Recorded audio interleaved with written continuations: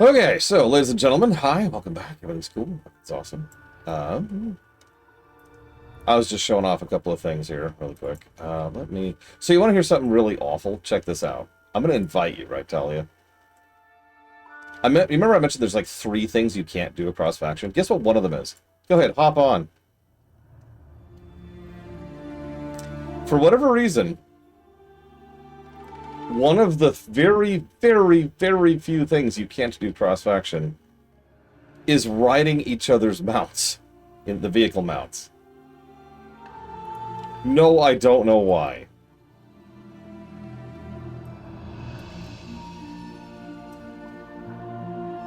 Yeah, it's a strange exception, to say the least.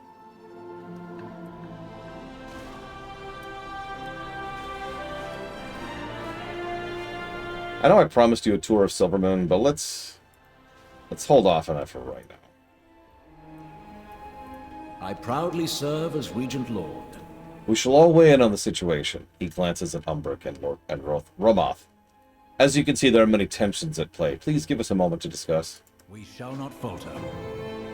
Oh, yeah, you can skip the convo, too. Not that I'm doing that. The Sunwell holds the Void Storm at bay for now, but its current state cannot be sustained forever. And there's no telling how it could be affecting the rest of Eversong, especially the Lightbloom. We need an alternative course of action. We Randori can aid you in finding one. Grant us entry into Silvermoon. Absolutely not! Your mere presence would risk defiling the Sunwell with void magic. Then it seems we have nothing more to discuss. I'll continue my research in Tranquillion, should you choose to see reason. The Grand Magister is right about one thing. Protecting the Sunwell is our top priority. The Vanguard of the Light will see to its defense. Your aid was timely and welcome, Turallion. But remember that Silvermoon and the Sunwell belong to the Sindori. You are guests in our fair city. Guests, allies, and saviors, Lorthamar. Rest assured that we will guard your city and your people with the full strength of the light. One of my favorite consistent things, and I'm going to just jot down a character positive right frickin' now for Lorthamar,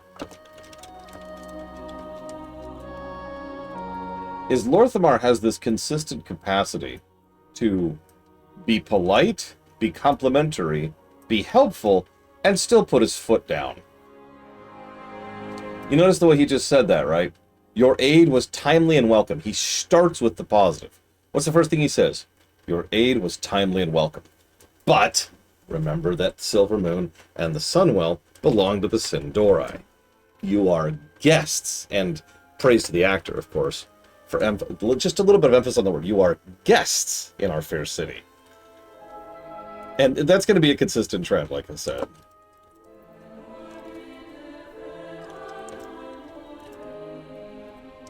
Gotta write down a few others while we're here. Give me 1 second, please. Okay. I greet you on behalf of Silvermoon. There are those that will disagree with my decision, but I will not have us lose our home. If we must host temporary guests, so be it. What I do, I do. I have more to review with Turallion, but in the meantime, the rest of the city should be informed we have some temporary guests in the outer perimeter. I'd like you to check in with a few key civilians to deliver the news. While you're there, take the chance to familiarize yourself with Silvermoon. We've made impressive strides rebuilding it since last you visited.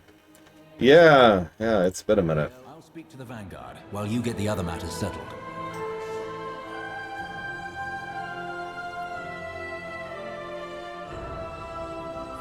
Yeah, unfortunately, so you know how we were talking about how Turallion is, a general first and foremost? Well, Turallion never had the option to develop into anything other than that because, and I really hate to re-emphasize this, he was fighting the Legion. Again, he's not anymore. He needs to chill, but he spent 30 years fighting the most implacable enemy that exists, basically. Or existed, excuse me, past tense. So, yeah, he kind of turned into a very... I almost want to use the word autistic. But that's weird to use that as an adjective. He became so hyperfixated on battle and victory to the exclusion of everything else that he has no idea how to deal with anything else, right? He doesn't know how to be a husband. Yeah, hyperfixated. That's exactly it. He doesn't know how to be a husband. He doesn't know how to be a father. He doesn't know how to be a non-war interaction. Like, he doesn't know how to just interact with a group of people on a non-military standing. Yeah, he's a very broken person. I am curious where that's going to go. And that's all I'm going to say about that. No, exactly, Pillars of Snow. This is we have real life interactions with real life military veterans who have gone through this exact same thing. He went through something really freaking bad. And that's all I'm going to say about that, is he went through some really freaking bad stuff. In order to survive, he went through, he changed, right? He was always on. Again, Talia says it great, it's hyperfixated.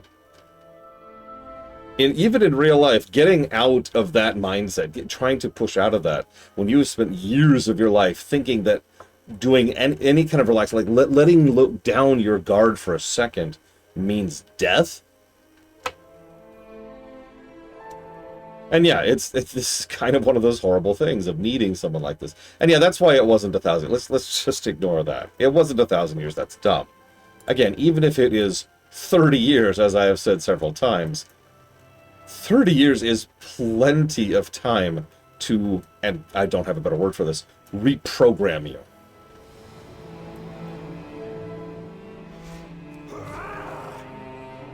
Yeah, you're a gun, but we can't just put you on the shelf.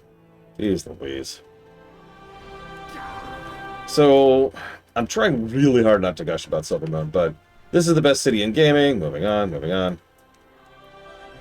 So, ahem. This better be important. So you're the champion I've heard so much about. Many of my people are still alive thanks to your efforts. You have my gratitude. Now, if only I could convince these elves that this war is more important than just their city. You have already taken so many of my Blood Knights to empower the Sunwell. Quel'Thalas is largely undefended. And I am telling you that it is still not enough. Only by the faith of our forces is the Sunwell holding back the Void. The Sunwell must not fall. Then make sure we have everything we need and keep enemies off our backs. General, perhaps you could see to our forces at the Sunwell. I will discuss matters with the Regent Lord. As you will it, High Exarch. Vanguard, collect every weapon not nailed to a wall and let's move out. Now hang on. Here's the funny part. Turelian is the moderate one amongst the Army of the Light. That is not a joke. I am not saying that for a cheap gag. He is so much more chill than most of the rest of the Army of the Light. The mere fact that he tolerates Illyria's existence is enough to say something about that. I know Lothraxian's kind of there too, but we'll talk about that later. The mere fact that he is willing to see things other people's way. Just yikes. Oh yeah, by the way, you can just hop on these. Go for a ride. Carry on, good sir. Yeah, I've actually argued, you know, I talk about sanity anchors. I've actually argued for quite some time that Turelian sanity anchor is his family. Hey, Mockingbird, now there's a face I haven't seen in forever. If Turelian didn't have his family, I honestly think he would be just as bad as Bellamy or the Blood Elf whose name I can't remember right now. Because, yeah, it would be pretty easy to dip that far. Let me hop out. I was going to make room for Bregman. Oh. By the way, this is Bregman's Mog. She's got a Cauldron of Death, Screaming Faces, let's see, Violet Roses, Chains. Oh my god! Mr. Red, look, it's the Chains of Promathia! And yeah, Illyria, who, ironically, is probably the most sane of the Windrunner sisters, which is so funny to think about. A lot of her sanity, a lot of her cohesion comes from her family. It is funny, because Turelian and Illyria are not exactly the best of couples, but they're still there for each other pretty consistently. And yeah, we'll talk more about that later too. Anyways, get a little off topic. Moving on. Let's scooch over here. So this is the tour of the town quest. You know the type. The last I saw shadows descend on Quel'Danas, Arthas marched on our kingdom with his army of Scourge. Now another army marches in our streets, saying they're here for our protection. Are you certain of that? Yeah. But keep in mind, there's nothing wrong with what she's saying there. Part of the point of this quest chain, too, is to show different perspectives on what's going on right now. Because what's going on right now is not unprecedented. Like, I know that sounds strange. Usually it's like, oh, this is unprecedented. No, this is Tuesday. Look at it. Look at it.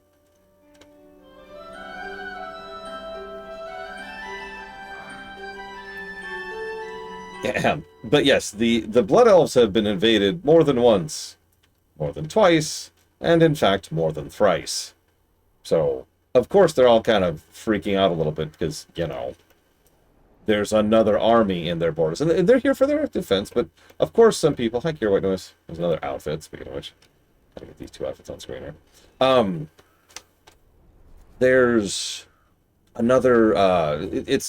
It's complicated. I don't have a better way to put it. I'm sorry. I'm so screwing up my own conversation here because I'm so tired and in so much pain, but damn it. It's complicated. I like that. Let's go look at the Delves area.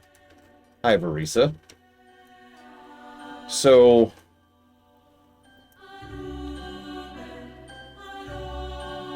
Verisa's... I don't like Verisa. I've actually commented on this before. Or, sorry, Valera. God damn it. Valera and Verisa are so similar in names. Which is funny, because they have nothing to do with each other character-wise. Different families, different personalities, different story arcs. Yeah. Bron's here, too. He's right over here just chilling. What's up? You'll find me wherever the action is. Hell yeah. But yeah, so Valera, excuse me, is just kind of a nothing burger. And that's sort of the problem. The closest thing she has to a character, other than her One Piece, is that she has almost insane loyalty to the Rin family. That's entirely from the comics, but it kind of got grandfathered into the game. So she is super loyal to his dad. His dad is dead. So she's super loyal to him, which means... Pleasure is mine. Of course. The reliquary will lend aid wherever it's needed. Let me know if you're interested as well. And yeah, I love the implication here that the only reason Valera is doing the Delves this time is because Anduin personally asked her to. Yeah, she has a quest chain. So call that for a reason.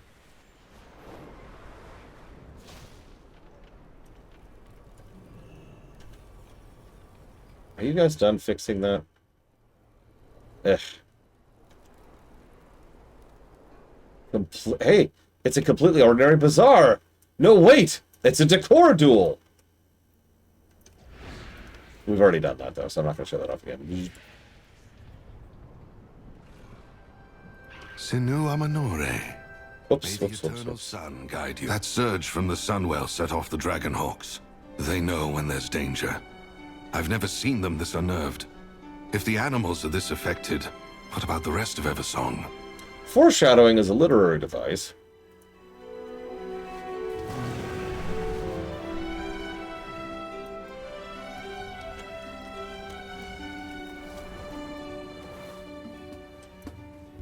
All guests are welcome here. Sunwell's glory shine on you.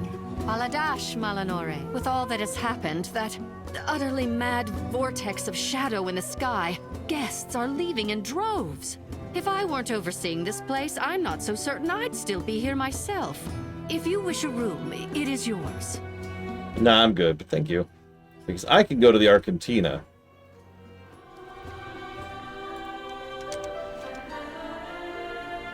Which I suppose I should show off briefly. Yeah, ignore the portal. It's fine. Everything's fine. It's fine.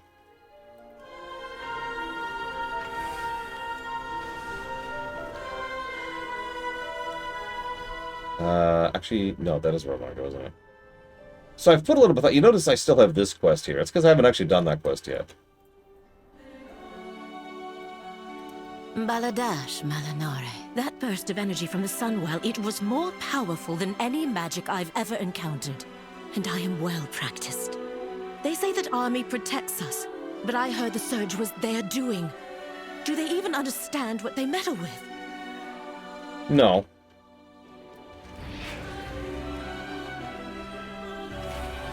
Oh, I'm sorry. Was that like a real question? Oh, I apologize.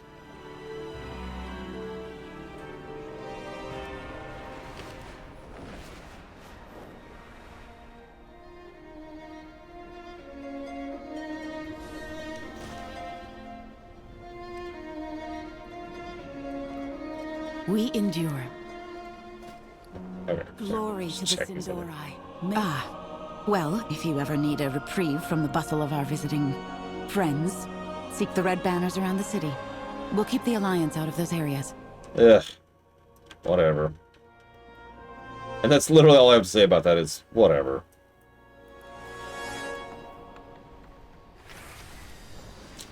You're currently looking at a Blood Elf Demon Hunter.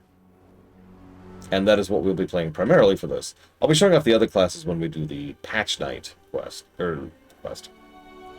Stream. I can't talk. Wait, really, Esbirster? I don't think I've talked to that person.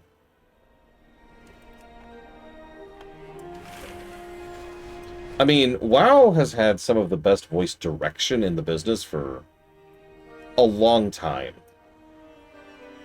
Where is the Alliance spot?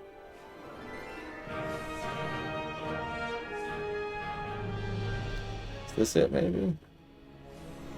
I don't even know. I don't even know where it is. It's a big city.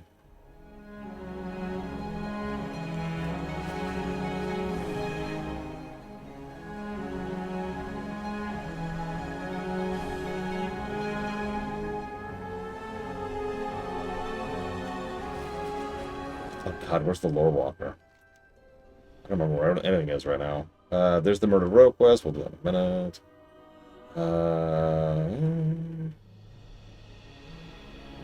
There it is.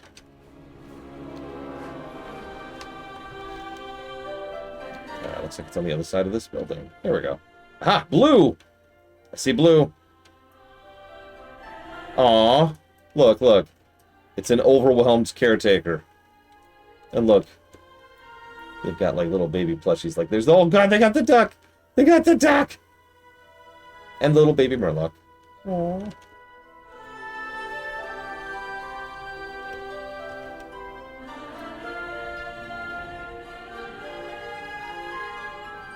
But yes, and in a very natural turn of events, our current lore walker is Lily.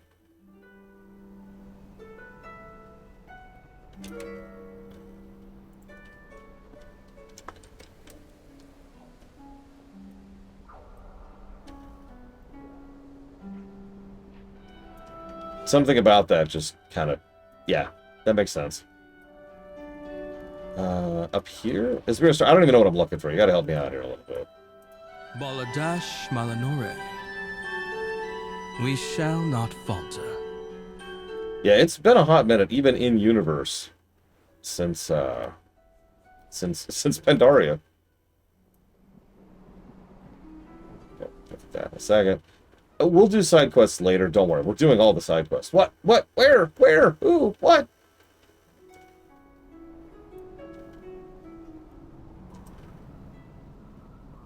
I don't even know what I'm looking for as Mirror. You gotta help me out here. Goldblade. Oh, that guy? This guy is the dickhead? So what he says is, to me, apologies, I have little time for distraction. The Alliance may be allowed to walk the bazaar. That does not mean we should hold ourselves vigilant. They may wish to test their boundaries. May the eternal sun guide you. Custom voice actor, of course. Just out of curiosity. Hang on, give me a sec. This won't take me long. But pathetically.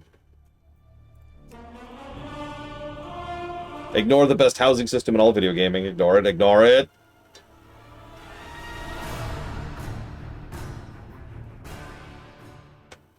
Ignore it.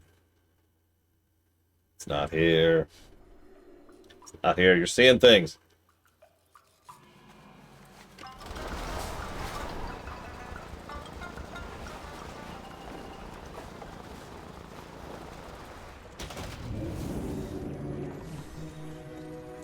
Just pay no attention to what's behind the curtain, Kenixcom.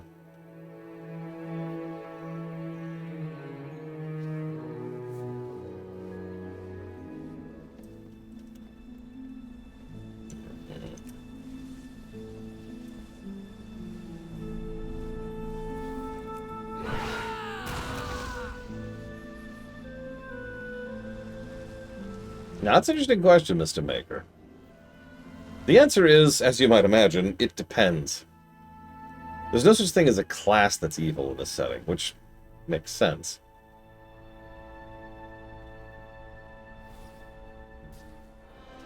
You can certainly be pretty evil as a warlock, but you do not have to be.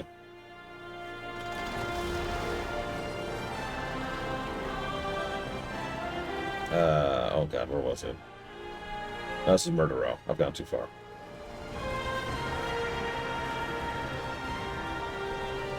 Hey, found him. Baladash. The Alliance is not welcome beyond this gate. This is as far as you go. Hero. Oh yeah? You're not the boss of me. You'll never stop me. I am completely unstoppable. I'm just gonna go up here, I'm gonna sit on your bench. Ah! What the? Hey! How dare you! Oh god, they're all hostile. Oh god! I'll kill you all! I'll kill all of you! I'll kill all your dogs! Okay, I'm dead.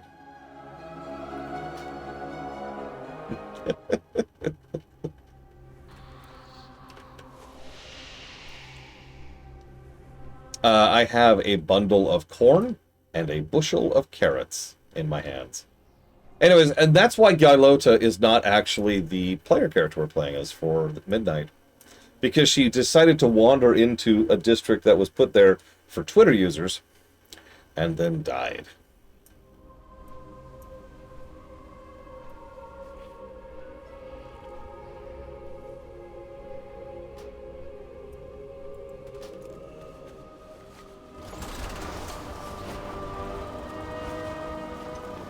Get out of here.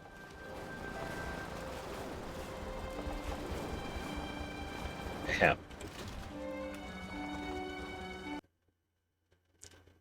Gailota will return.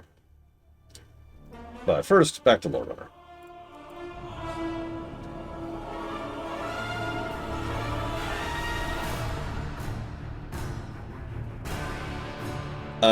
Here is pretty much the option. I don't have a lot of social media on purpose. It has been universally positive in my experience for it. And I've played most of the classes at this point. Not all the specs, though. Okay. So back to Lorthamar.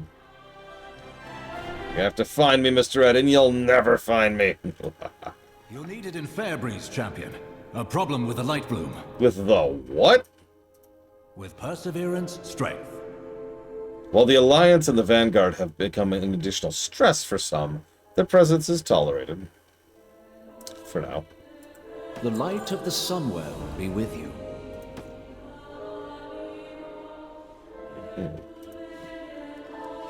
But yeah, that's great, thanks. In recent years, small pockets of wild growth we call light bloom have blossomed throughout Eversong. A curiosity for our local botanists, for the most part. However, the Magistrix in Fairbreeze is asking for help with the local light bloom. Every capable hand I have is focused on holding back the Void Storm. But if the Magistrix cannot handle the matter herself, It requires swift attention. I'd like you to see to the matter. Magister Romoth can provide you with an arcane projector to keep in touch. Silvermoon, use this arcane projector to keep us informed. Sure.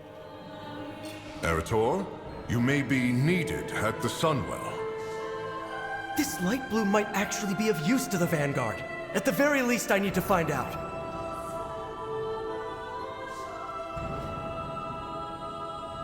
Liadrin, do you have anything to say about this?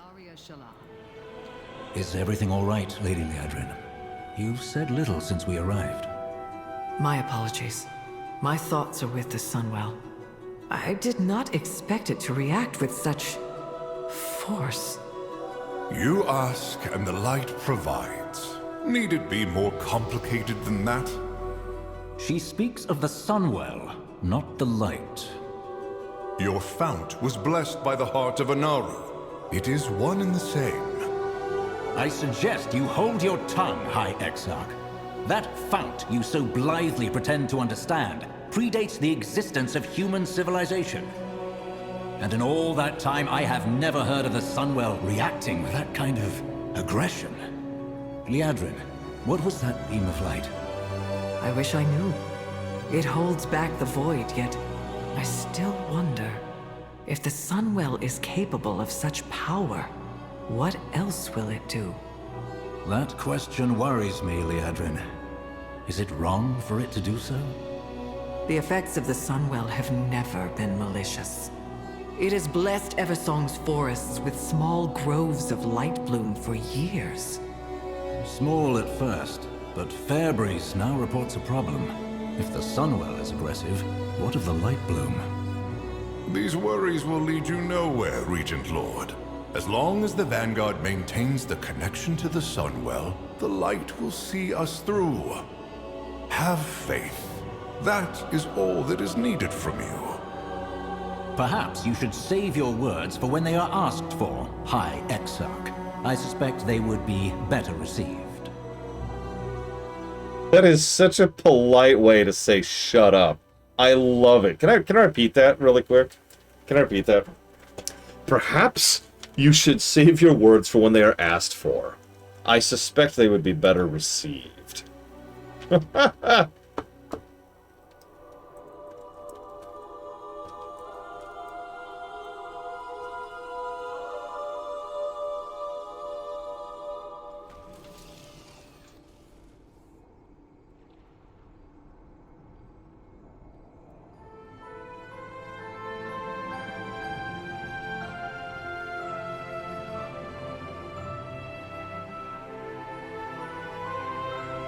I'm telling you, Lorthamar just kind of slaps this expansion. That is an extremely valid and reason to bug me about reading a Star Trek thing or whatever. And having someone else being beta reading is a great, fantastic idea, too. I'm not sure if I have the time, to be very honest, especially with so much of my time being taken up by me having to lay down lately. Now, we might have other people willing to do beta reading for that for you. Yeah, okay, fair, Lord Harriman. But I do have a counterpoint. BFA. Everyone sucked in BFA. Character Assassination, the expansion. You're Orwenna, aren't you? My mother Ilaria told me about you. Yeah, by the way, Orwenna wasn't actually in that previous cutscene. Just pretend she wasn't there. Speak up. What Oh, brings right, I haven't looked at the drip! The drip! I don't know what CFS is. I currently have what I most likely believe to be a splinter in my ribs. So, there's some issues regarding that. And I have to take it very easy, which is very frustrating for someone who exercises every day, let me tell you.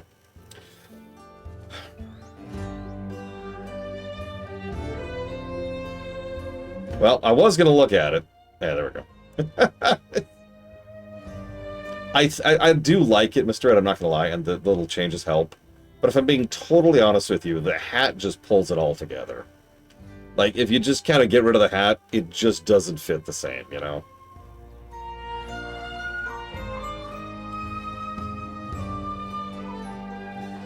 Mm.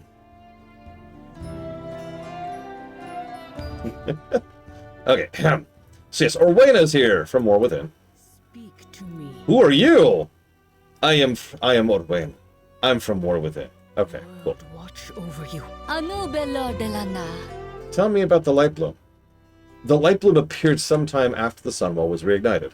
That was during BC, by the way. Simple patches of unusual growth here and there, nothing to be concerned with. As the light imbued us through the Sunwell, it seemed to imbue the flora as well. Fascinating, really. We've always been able to shape the forests around us, but the light bloom seems more stubborn. It's wilder, less malleable. Almost as if it has a mind of its own. Of course, that's silly to think about. They're just plants, after all. Plants don't think. Right? Right. Now, this is a good time as any to mention that I love the continuity of this. In fact, I'm going to give this a positive. The idea is that this whole area used to be having arcane foliage. If you remember that, that was a thing all the way back in BC. And was something that has been showcased throughout the course of Blood Elf history. Even before they were called Blood Elves. High Elf history. Because they had a freaking Sunwell right up there at Keldanus, which was just pumping arcane energy into this entire region regularly. So, of course, everything around here had just a little bit of arcane in it. Naturally, when we reignited the Sunwell with a piece of a Naru core, it makes perfect sense that now there's light energy all over the place, too. And since that's unusual, that's new, that's different, it changes the biome a little bit, it changes the ecosystem a bit. And it thus makes perfect sense that if the if the Sunwell is doing something like, I don't know, that over in the distance, it would also be causing some problems. Speak up. What brings you here? These beasts roaming the village are nuisances, but we have bigger problems. There's a feral lynx prowling nearby called Sharpmaw. She used to keep her distance, but the current situation has made her more bold. We've plenty of little ones around here, and more than once the guards have caught the beast eyeing them like they were a snack waiting to be snatched. Stop her before she starts attacking my people in earnest. May the eternal sun guide you. This is the oddest situation I've ever been in. Our village is overrun. I like to keep things neat and tidy, but the animals, they've come in from the wilds like they own the town. They're attacking our pets, overturning our belongings, and just causing havoc. No sooner have I solved one problem than another rears its head. I'm only one elf. I can't stop all this on my own. Lend a hand, won't you? This elf, a troll person, hasn't lifted a finger. Back to work. Speaking of Orwena. You have found me. The roots brought us both here. This wildlife appears to have been upset by something. Perhaps this is why the world song bade me here, to discover why and correct it. Study the displaced wildlife. Bring me your findings. If there's anything unusual, I wish to know of it. I will speak with the magistrates.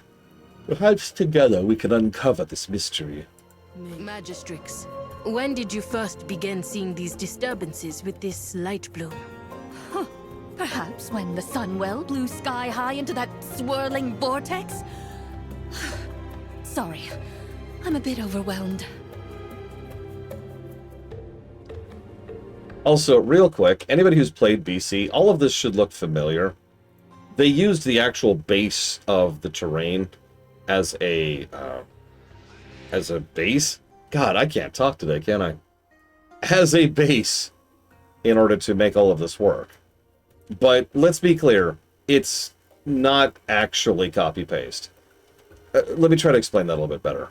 I want you to imagine that you're looking at an old crappy picture, right? It's kind of blurry and it's like faded a little bit, and there's chunks of the paper that are missing.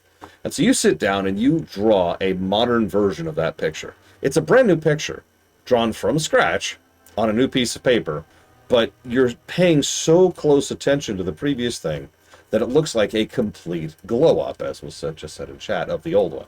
Even basic things like the terrain are different here, if you're actually paying attention to that kind of thing. And I have done some one-to-one comparison points. But, and this is the important part, they went out of the way to make it as similar as possible. Bragwin, why would you try to do it? Why, Bragwin? They made a point of trying to make it as similar as possible specifically so that people could go through here and navigate by sight. It is pretty different. I mean, for example, this is completely different, which it should be. This used to be a little bit more undead, just to name the obvious change. And this river right here used to be a zone line. If you ever needed to see the difference in zone sizes between old WoW versus new WoW, this used to be 2 zones. Oh, we could get Kira White Noise instead, because Briglin's 85. Anyways, this used to be the Dead Scar, this path right here. Pretty sure. Let me double check myself on that. It's kind of hard to tell, honestly. Because as you can see, it ain't there no more. Let me get some height. Where am I? Where am I? Yep, here we go. The only part of the Dead Scar that's actually left is this tiny patch right here. Oh no, not right here. It's like right around here somewhere. Hang on. Is it up here? Of course, now I can't find it. Well, anyways, point being, now there's that instead of Depot. And yeah, this is probably what they're going to be doing with the last Titan. It would be surprising if it wasn't.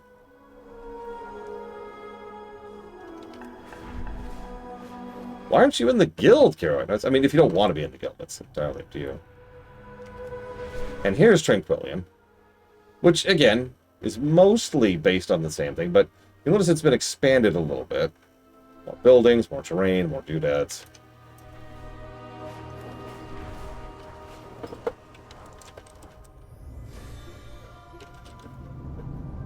What server you on? Oh, it looks like cargo. Yeah, no, something I've noticed before about WoW. Some people will look at... there we go. Some people will look at WoW screenshots, and they'll just say, okay, that looks kind of crappy. WoW is at its best when it is animated. I've said that for a long time.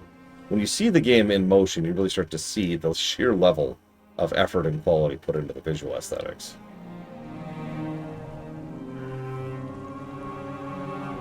Just kind of doing a bit of a flyby here to make my point for me. You also notice all these trees, while similar, are much higher texture and mesh than the previous ones. Yeah, there's a reason we have multiple categories to cover. Visuals for a game. But I digress. Let's go back and help out the poor village with all of their problems. Hawkstriders running amok. Wait, what's going on? Oh my god, what happened?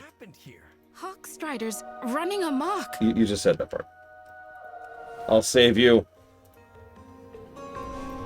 No matter the cost, I will save you, young man. Thank you. Those Hawkstriders are a terror.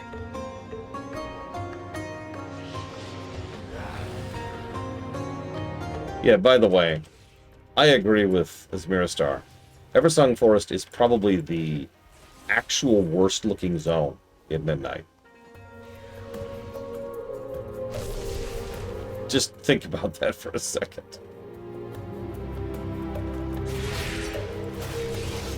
So when we're defeating these, you probably didn't notice it, but suspicious spores pop out of their corpses. It's okay, I'm sure nothing bad can happen of... Please save my kitty, Mr. Paladin! Oh, sure. I got you back. I got you. Eh. Oh, come down, kitty! There you go.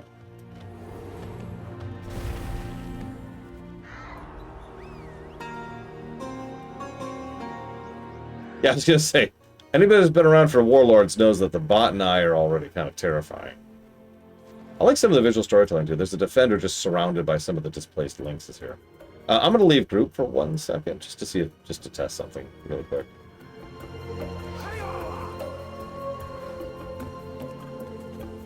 Ugh. It looks and smells like the local pets were marking their territory. They're obviously distressed. Yeah, so I'm going to stay out of group for just a minute to make sure Erator's lines actually play. This nest, it's being choked by the light bloom growth. Let's fix this.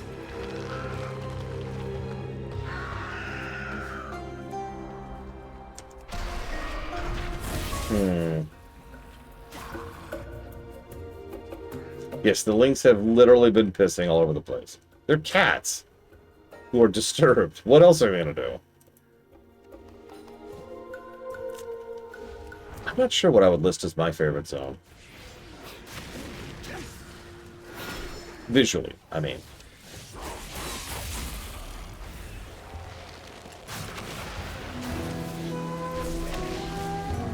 Having said that, my favorite zone overall is probably the second zone. Zulaman.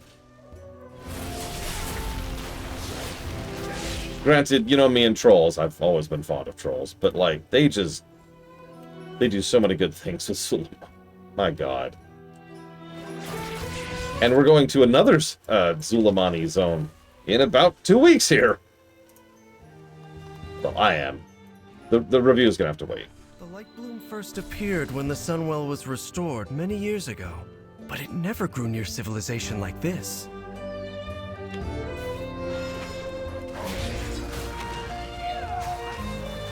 Yeah, they took what was effectively a single raid, 5-man dungeon, and turned it into an entire zone. That's impressive. The raid's still there, too. That is to say, the location.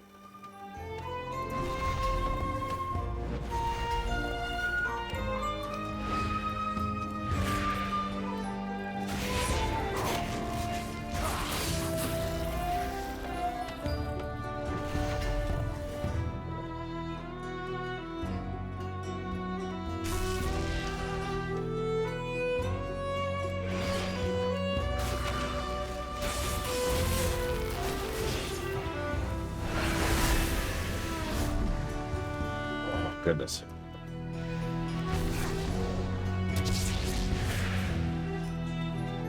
Perhaps this sudden growth is tied to the empowerment of the Sunwell. I think I was right. This could be used to help the Vanguard. Yeah. That creature must have come from the light bloom. We should let the Magistrix know. By the way, someone asked earlier what Orwena is. She is a Harnier. What the Harnier are, we'll cover more later. But let's just say calling her an elf troll is not as inaccurate as you would think.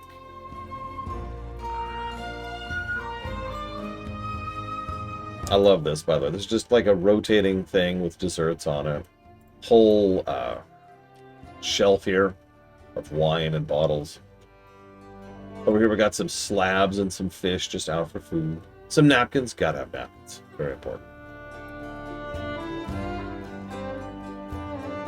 Got our books and our scrolls, just for, you know, some educational reading or some chilling out. You know what? I'm just feeling like a nap. Okay, changed my mind. Also getting use out of that lean animation.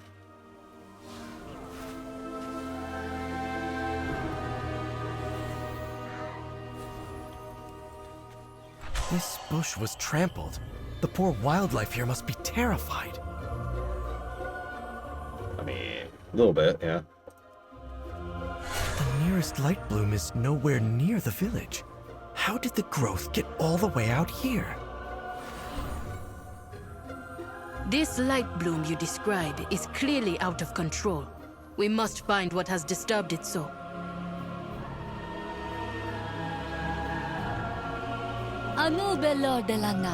Oh, hang on, I missed a step. What did I miss? I got a shoe. Shoe!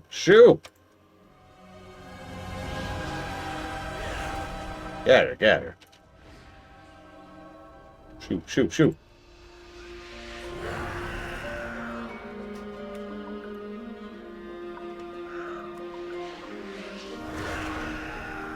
Yeah. Sinu Amanore. Speak up. What brings you here? Thank you so much. Now we can maybe get back to some semblance of order. Wait, what? Giant plants? Ugh, yet another problem. At least that beast is gone for good. Thank you. Back to work. So, your path leads you here. The Viadle seems to have been displaced from the south. It is there we will surely find answers. Come, I'll use my magic to illuminate the path, and we will follow the trail. You have come far, stranger. Follow the trail. It should lead to the answers we seek. Mother said you're familiar with the wilds. What do you make of all this? The creatures, they remind me of home. Yet they live on the surface. It should not be this way. Can you zoom in your question a little bit, Mockingbirds? I'm not even sure I understand what you're asking.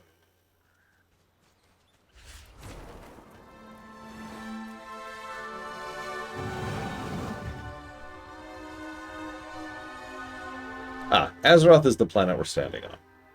That's Azeroth down there.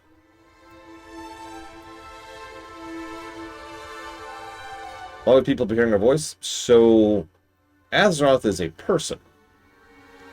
It has a world soul in it, maybe? Hang on, there's kind of an asterisk. The presumption is that the world soul is that of a Titan. We're not 100% sure about that. But either way, there is definitely someone in the core of Azeroth.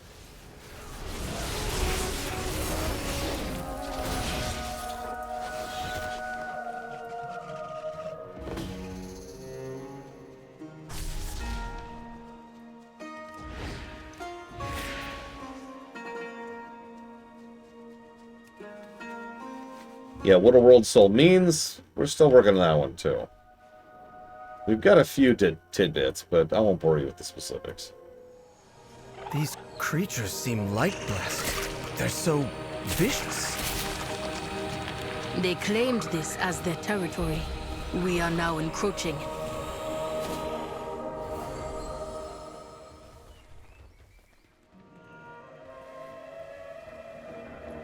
By the way, it's probably not very obvious, but there are plants growing out of these people's corpses.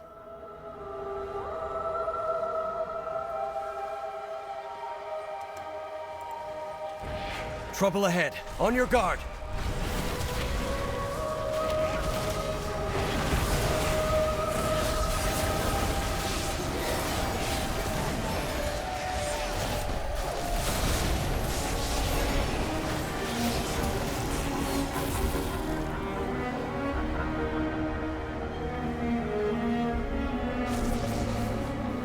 The runestone. We were able to hold back the growth, but not those things. These creatures all come from here. This light bloom is where the song of the world was leading me. Let nature take its course. The creatures of this light bloom are the intruders.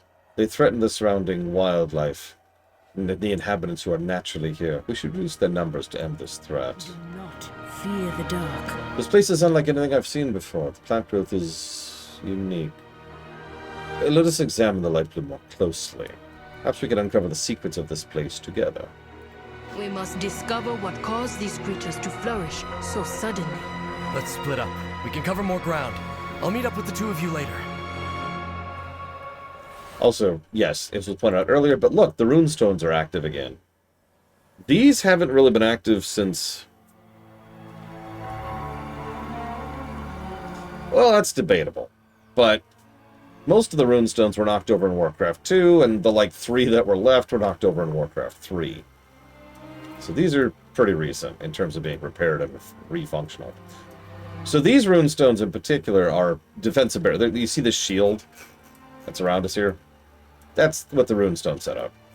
They're literally here to be defensive emplacements for any encroaching armies, which, if you're paying attention earlier, I mentioned the elves have had quite a few of in their history.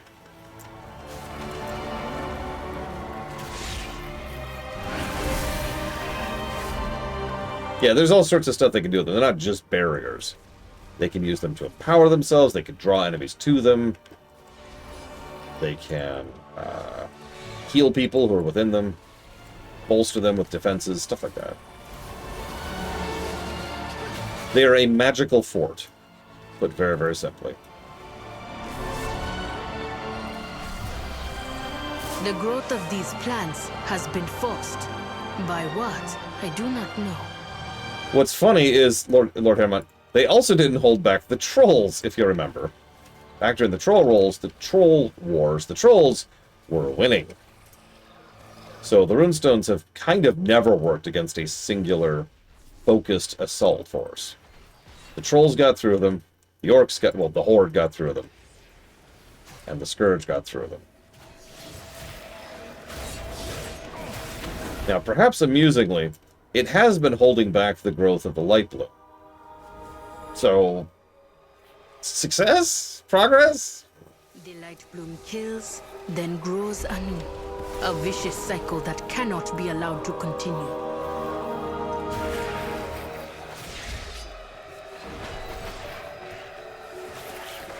Well, yeah, no, the runes, I called them a fort for a reason. A fort's job is not to hold back the enemy. A fort's job is to delay the enemy until your actual defensive force shows up. The problem was, so let me actually start that sentence differently. So that means that works perfectly for the trolls, because that's exactly what it did. It held back the trolls long enough for them to be able to recoup, make their alliance with the humans, and then defeat the trolls during the troll wars. Yay! Mission accomplished. During the invasion of the demonic horde, no help was coming. During the invasion of the Scourge, no help was possible. It seems even your runestones cannot stop the light bloom surge, if there are none left to defend them. Yep, by the way, in case you missed that, hey look, there's a runestone. Basically an abandoned fort, to continue the analogy. And the light bloom has completely overwhelmed this particular runestone.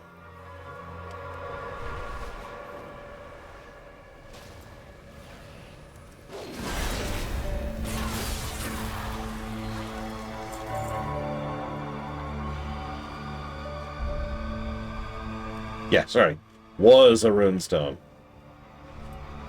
More accurate. This is a functional runestone up here. Orwenna, what was that thing?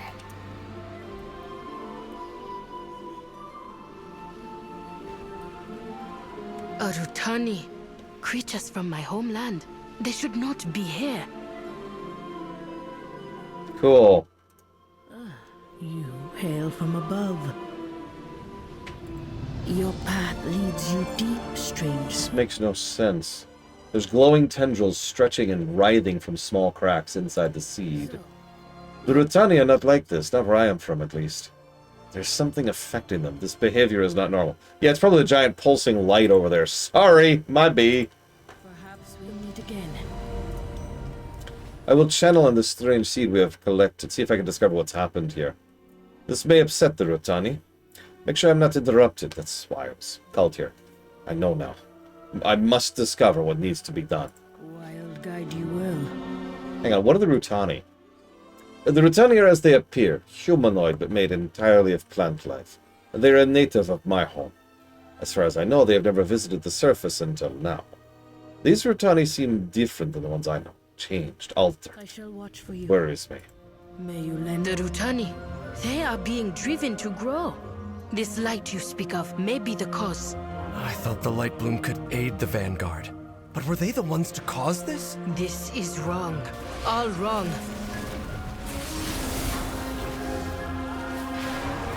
Well, I mean, in fairness, and I know you just missed this, Mockingbirds, the giant light beam of death, which has been infusing the entire area with light, They need to know about this. is pretty recent, and was kind of a last-ditch, desperate effort sort of a thing.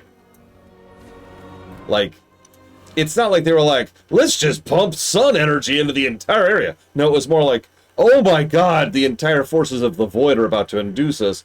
Quick, push back with sun energy. Oh, thank God. Yeah, you gotta remember, and the game doesn't do a very good job of conveying this, but let me be clear about this. This light bloom, are you seeing this? This entire area? This has happened within a matter of hours. That is how much this is stretching. If you're paying attention to the specifics of the dialogue, the people over here at the outer edges of the bloom have just set up this barrier. And these people are like, oh God, like, we're barely holding them back. Because it is just spreading like wildfire. Notice it's already starting to encroach up this hill. I'm pretty sure the fact that this is a hill is the only reason that the town, which you'll notice is right on the other side of the hill, isn't completely overrun. Oh, that's right. If you remember, the thing that drew us here initially was some of them starting to reach the town. Yeah, within hours, the light bloom has gotten this bad. And to be clear, in case you don't know what I mean, that giant light beam over there, that's the thing that's causing the problem. Like, look at that. If you can't tell, that is miles away. We can see it from here. And that's what it's holding back. In fact, if you'll forgive an indulgence for a second. Well, you see, Spartan. I don't know. Because Dark Gauge of Camelot exists. Give me like 40 seconds. I want to show you something.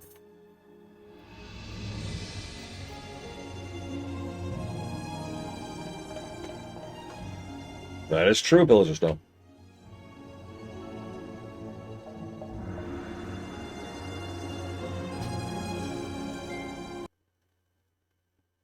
Fun fact, there's an entire PvP zone in this expansion. I have never once, not once, seen anyone PvP down there. Because you don't have to. You can just do the quest there. And everyone's chill. Everyone's cool. It's in the third zone, Smart. That's all I'm going to say about that. North end of the third zone. Could be, Mr. Red. It's just amusing to me. It's an entire PvP area, and everyone's just chill. Is that the fourth zone? Ah, whatever. Fourth zone and 18th zone. It's in there. It's in there, okay? Jesus Christ, people.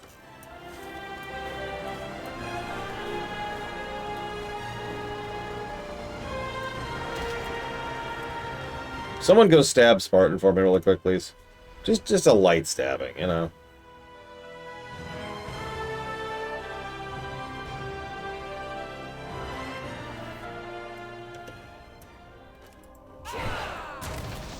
Ah, perfect, Mockingbird. Thank you.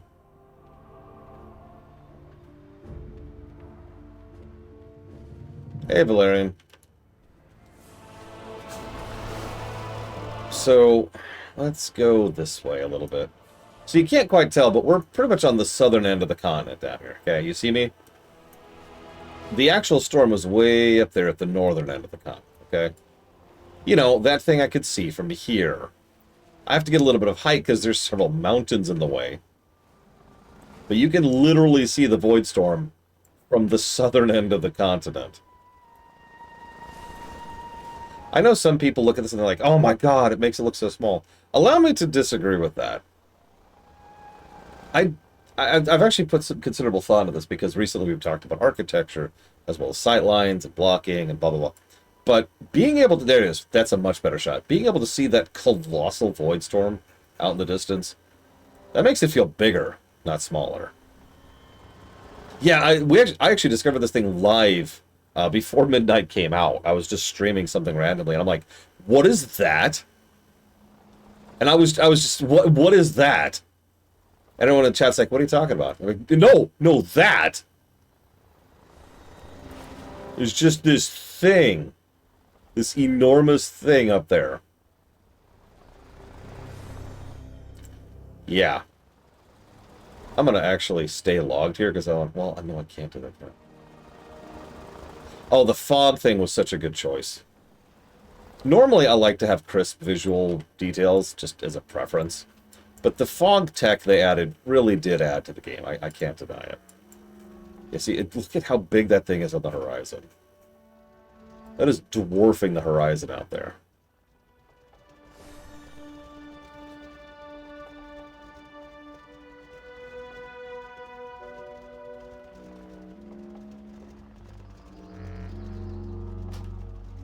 Anyways. Yep, the fog tech was added to Dragonflight and then backported it. Good move.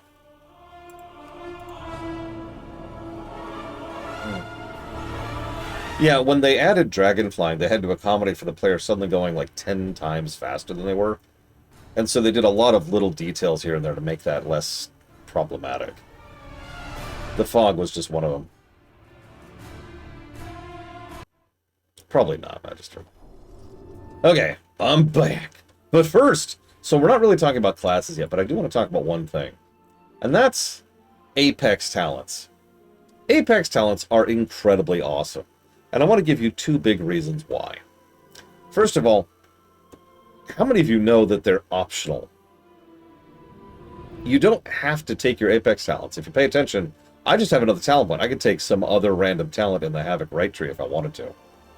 And there are plenty of cases where it's worth doing so, especially if you're going for a specific build. Remember, WoW is all about build gameplay. So if you just want to keep going down this tree and fill out some more of these juicy, juicy talents, you can do that. The Apex talents themselves are very good talents, but they are also very hyper-specialized. Almost every spec's Apex talents are designed to really mutate an individual ability, right? I can actually tell you about the Demon Hunter one extensively because my main is a Demon Hunter. So the Demon Hunter one, there's a 3-point punch of using the Hunt to close, I-beams to nuke, and then Blade Dance to follow through. There's a lot of talents and abilities that kind of make that line up correctly. The Apex talents change all three of those to combo into each other. The Hunt empowers your I-beam by double the damage, by the way. The Hunt has reduced cooldown, does more damage, and applies to AoE. And then Blade Dance damage is increased, and if you channel a full I-beam, your next Blade Dance can be doubled. You can do 2 Blade Dances, in other words. That is all incredibly useful. Ow. And that's kind of how almost every Apex talent has worked so far. The catch is, if for whatever reason... Oh my god. Come on, work with me. I might need to take a couple more ibuprofen. If for whatever reason you don't really want to use the ability that they're boosting, or you don't want to play that way, right? Even if it's optimal, even if it's higher damage, if you just don't feel like playing with that particular ability, you don't have to. Yeah, exactly. If you want to lean into Glaive Throw, which, by the way, you can do as a Demon Hunter, you just skip that and get all the other extra talents and boost to Glaive Throw instead. Oh. I am going to go ahead and take these because I happen to like the 3 abilities it boosts, but I love that it gives you a choice. And yeah, Devourer... I enjoy Devourer for what it is. But I don't know if it's because of the quality of the spec or because it's my own skill as a player. I can do double the damage as Havoc than I can as Devourer. So I tend to just stay with Havoc. I like being at the top of the meter, and I often am there. At the very least in the top 5 range. Yeah, now that's the other thing. I should mention, I have never played Devourer with the Apex talent. So... The Rutani are trying to spread the growth of the light bloom as far and wide as possible. Why? Wild guide you will. What do we need to do?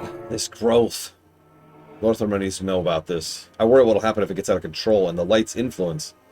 And my father should know, too. We should help.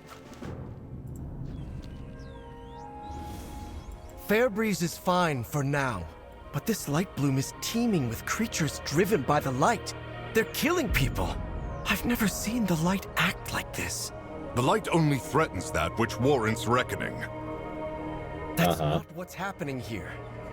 If Fairbreeze is safe, the Void Storm still looms. Despite Rummoth's vocal opposition, I have decided to reach out to Magister Umbric and tap his expertise with the Void. Seek him out in Tranquillion. Reach out when you have more to share. Oh, I love Vengeance. I love Vengeance. Nice tea, by the way. Let's do some good. I hate to leave this as it stands, but Silvermoon should have enough information now to keep the Light Bloom at bay. We cannot address matters at the Sunwell without Umbric. I've bested every... Magister Umbric. He's second only to Mother in mastering the Void. If anyone can help us with that storm in the sky, he's the one to make it happen. If he can forgive other people for not listening to him in the first place. At least Lorthamar saw reason. There's no way we could take the fight to Xalatath without Umbric. Yeah, by the way, for those of you who have played through the MSQ, imagine a reality in which we didn't recruit Umbric. Think about how badly that would have gone. Multiple times. The forces keeping the Voidstorm at bay can only hold out for so long. Let's make haste.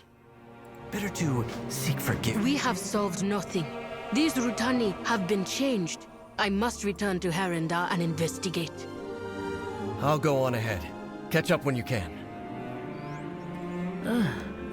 There is tension between Eretor and his elders. I understand this well. I may not be welcome where I hail from. To leave, to work with outsiders. The idea did not sit well with my elders. But we cannot hope to save our world by hiding from it. My goddess called, and I had to answer. Eretor, I did not expect to find such similarities with those of the surface world. Perhaps, of all things, truth is the hardest to see.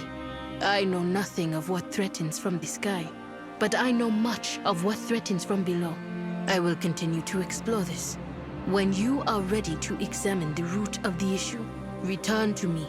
Oh, we will. We'll be doing that zone third. Don't worry.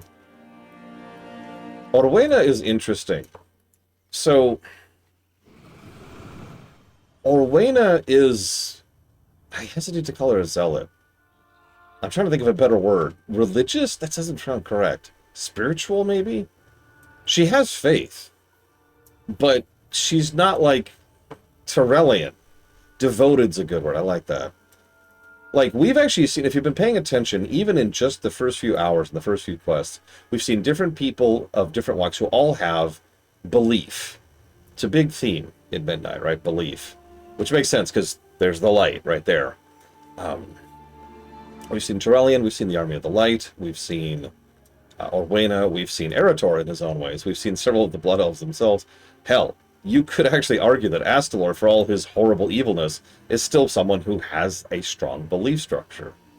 His is just towards an excess amount of pragmatism. See you around, Spark. So Orwena is a nice counterpoint to, and I'm going to say this as simply as I can, Tyrellian. Tyrellian just said something very stupid. He said, and I quote, "The light only threatens that which warrants reckoning." Good line. Well written, well acted. Emphasizes how, I guess, ignorant might actually be the word I would use rather than stupid. Because ultimately he is speaking from ignorance. Once again, this is, I hate to keep emphasizing this, because I feel the need to defend Tyrellian since he is a good character. Punchable, feel free to nominate him for most punchable, but he is a good character. And he is the kind of person who has been dealing with some crap for a very long time. And the thing that helped him get through it all was the light. He's never even heard of the Scarlet Crusade. Never mind actually dealt with them.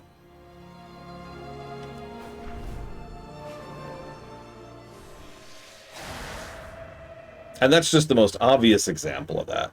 There are plenty of other examples of people who have used the light for ill import several times throughout the course of this history, this game's history. I mean, I'm not even going to bring up Shadowlands. That's its whole other thing. Yeah, he's probably heard of this. It's actually fair, you're right. He's probably heard of the Scarlet Crusade. But he's never seen light-wielding zealots murdering and torturing people because the light.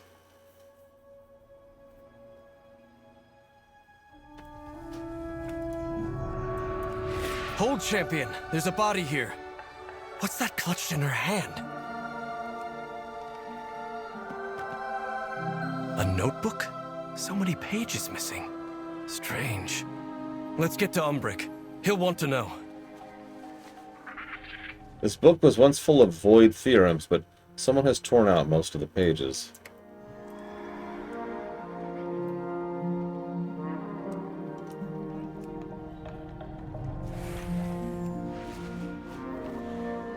I mean, again, I'm not asking you to like Tyrellian, but you cannot expect me to give him a negative, because He's a good character.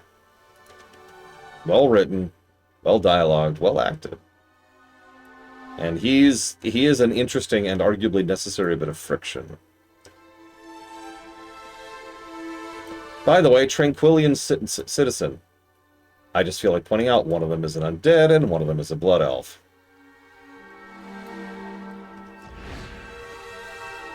There's not too many undead here, but there are a couple. Quartermaster's still here. Farewell. So this is such an understated character point, or world building point, excuse me. This is almost entirely Blood Elves, because Tranquillian was in fact a Blood Elf zone. A Blood Elf town, excuse me, in lore, I mean. And then, well, the events of BC happened, and a bunch of undead moved in order to help them out. And now we have Tranquillian sentries, who are undead. They just live here. This is just home. This is just normalized. And the fact that this is so normalized is exactly my point. It's really nice to see this kind of consequence storytelling.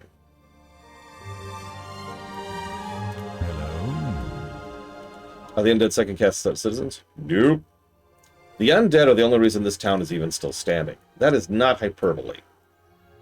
The Blood Elves were... So, I mentioned earlier, I don't think you were here yet, Monkeyburns, that the Blood Elves almost were genocided. Like, they were facing extinction levels of bad. The first group that unabashedly reached out to help them were the undead, the Forsaken. Now, it turns out that Sylvanas had a ulterior motive there, but that doesn't change the fact that that motive didn't crop up immediately. Instead, the Forsaken just showed up and were like, "We got you, fam." Yeah, they were inherently friendly to the Blood Elves, even back in BC. Oh, here we go. This might be it. This had better be good. So this is Old Man Mavrin. He used to be the executor of the Forsaken here. I can ask him about that, and he says, I was the executor years ago, but the Scourge is no longer a threat, and it was suggested I retire. Strongly suggested. It has been difficult to get used to. And he's just trying to read a book, because, you know, what else do you do at the time? I need to introduce video games to Azeroth. I think they'd appreciate that. Anyways, I'm going to chill here, have some giant, delicious strawberry pie. This thing is bigger than my head. Okay, we're good. Delicious. And yeah, you can see more undead over here. I'm just pointing them out as we go. It helps that most of the Forsaken were members of Lordaeron. And you might think, why does that matter? When the elves reached out to the humans for the first time, the specific humans they reached out to were the Arathi. But the humans they reached out to and maintained connections with were the Lordaerons. Lordarians, I think, is how you say that. In other words, they've always had close ties with Lordaeron. So they're just maintaining the ties they've always maintained. It's just they're dead now. Or undead, excuse me. Oh, I absolutely think Swiftshot just kind of hangs out in Tranquillian every now and again. Just like, hey. Hey guys, what's going on? I like your gems. Those are really pretty. Oh, that one on the right, that's actually really cool looking. Look at that. The rainbow gem on the right there. Look at that. That's cool. Anyway, sorry to bother you. I just want to say hi. Bye. See you around, guys. I'll see you in the next expansion. Bye. Look out for Bloodstorm the Terrible. He's the most horrifying of all menaces.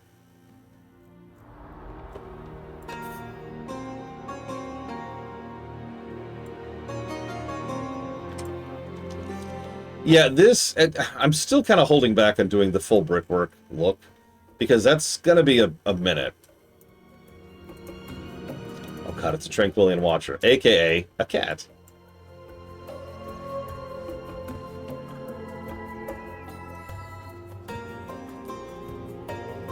Yeah, the brickwork positives are just going to come flooding when we do that. Just trust me. Brickwork, doodads, visual storytelling, and architecture. Yes, we have a brand new category. Thanks, FF11. One of my own. Dead. How could this happen? I don't know. Lord Antonarian, what do you think? We embrace power. What do you know of the corpse we found? Kesea was a student of mine, but she disappeared shortly after we arrived in Eversong. I'd assumed she was upset that we were being isolated, shunned in a fashion, that she had gone back to Talagris. She was so bright, so dedicated to her research. From what's left of this notebook, it looks like she finally hit her stride. Wish I'd been there to see it. Do you know the governor? Yeah, I've known him for years. He must have heard we returned to Eversong. Antonorian is very protective of Tranquility, deeply concerned with the threat the Voidstorm possesses. That's why he reached out. I suspect he thought I'd be better serving my research facility here. My research is, in fact, useful. He knows that the sooner we solve this issue, the safer his people will be. I understand that completely, and I'm grateful for the understanding. All paths are possible. These notes... Cassia? No! Sorry, Umber. I have much to teach you. Oh, Cassia. Whatever you found, you perished for it. I won't let her work be in vain. There's something to be found here. There's a few locations listed. Let's travel to them, try to find out these theorems. The formula may be incomplete, but perhaps we can discover what she was looking for. It had to have been important. The Rendorai shall prove our worth. Something doesn't feel right about all of this. Umbra can look into the notebook, but I suspect there's more going on here. It wouldn't hurt to ask around Tranquil and see if anyone's heard anything odd. I'll take the north side, you take the south, and use discretion. We should avoid alarming anyone for now. We should help. My sympathies, Magister. I'll see that someone takes care of the body. I need to look into Cassia's notes. I won't let her die in vain. I'll ask around and see if I can find any leads.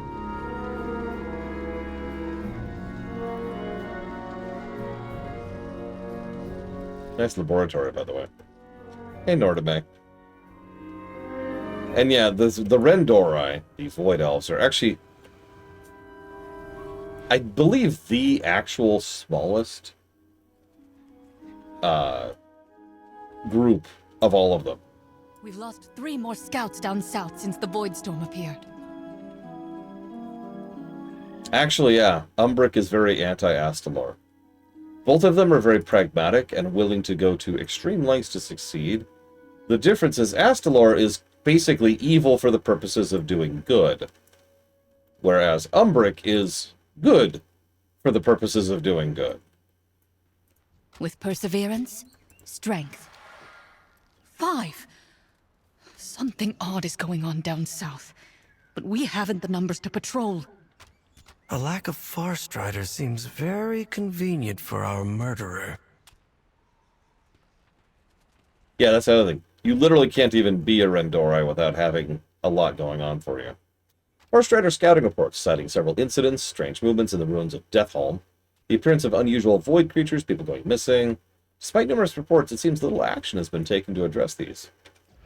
I wouldn't worry about it. Enjoy the statues and the storm! Oh god, okay. I don't want to alarm anyone about the horrific storm in the distance. It's fine, it's fine. This is the 3rd time I've been robbed. What do you require? God. Robbing an undead. What's this world coming to? Welcome to Tranquillian. Even in our darkest hours, Tranquillian has survived. Rest and take comfort. The bad days are behind us. Something new is just around the corner. All will be well. Perhaps you arrived for a reason, even if you don't know what that reason is yet.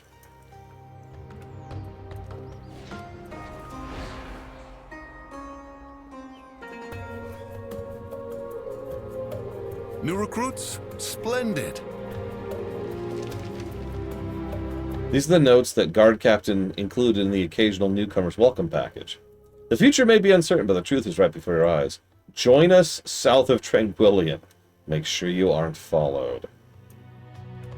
Sorry, what? Glory to the Sindorai. We shall not fall suspicious.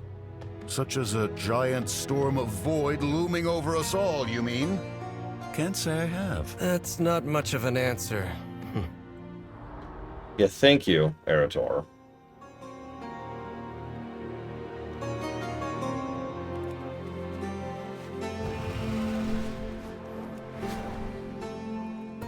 Worry not.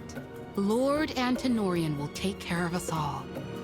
We know how it feels to be helpless beneath the yawning abyss of the Void Storm. Reading this missive is the first step towards your awakening. Continue south, weary pilgrim. Tranquillion is but a place to rest on the journey. Our beloved leader will show us the path. Baladash Malinore, Sharelaran. Behold the sky! The light has all but abandoned us. The light will prevail. We must have faith.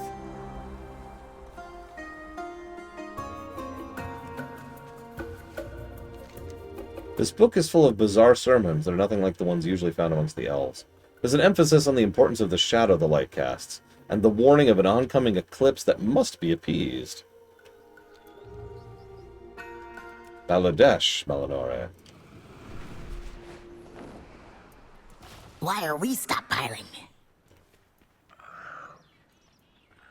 What is it? I'll be here. Newcomers, supplies. It's like they're preparing for something.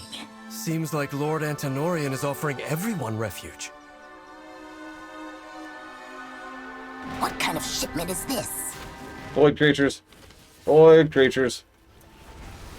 It's okay, I have Fell, which canonically does not work really well with Void. Kind of a oil and fire situation.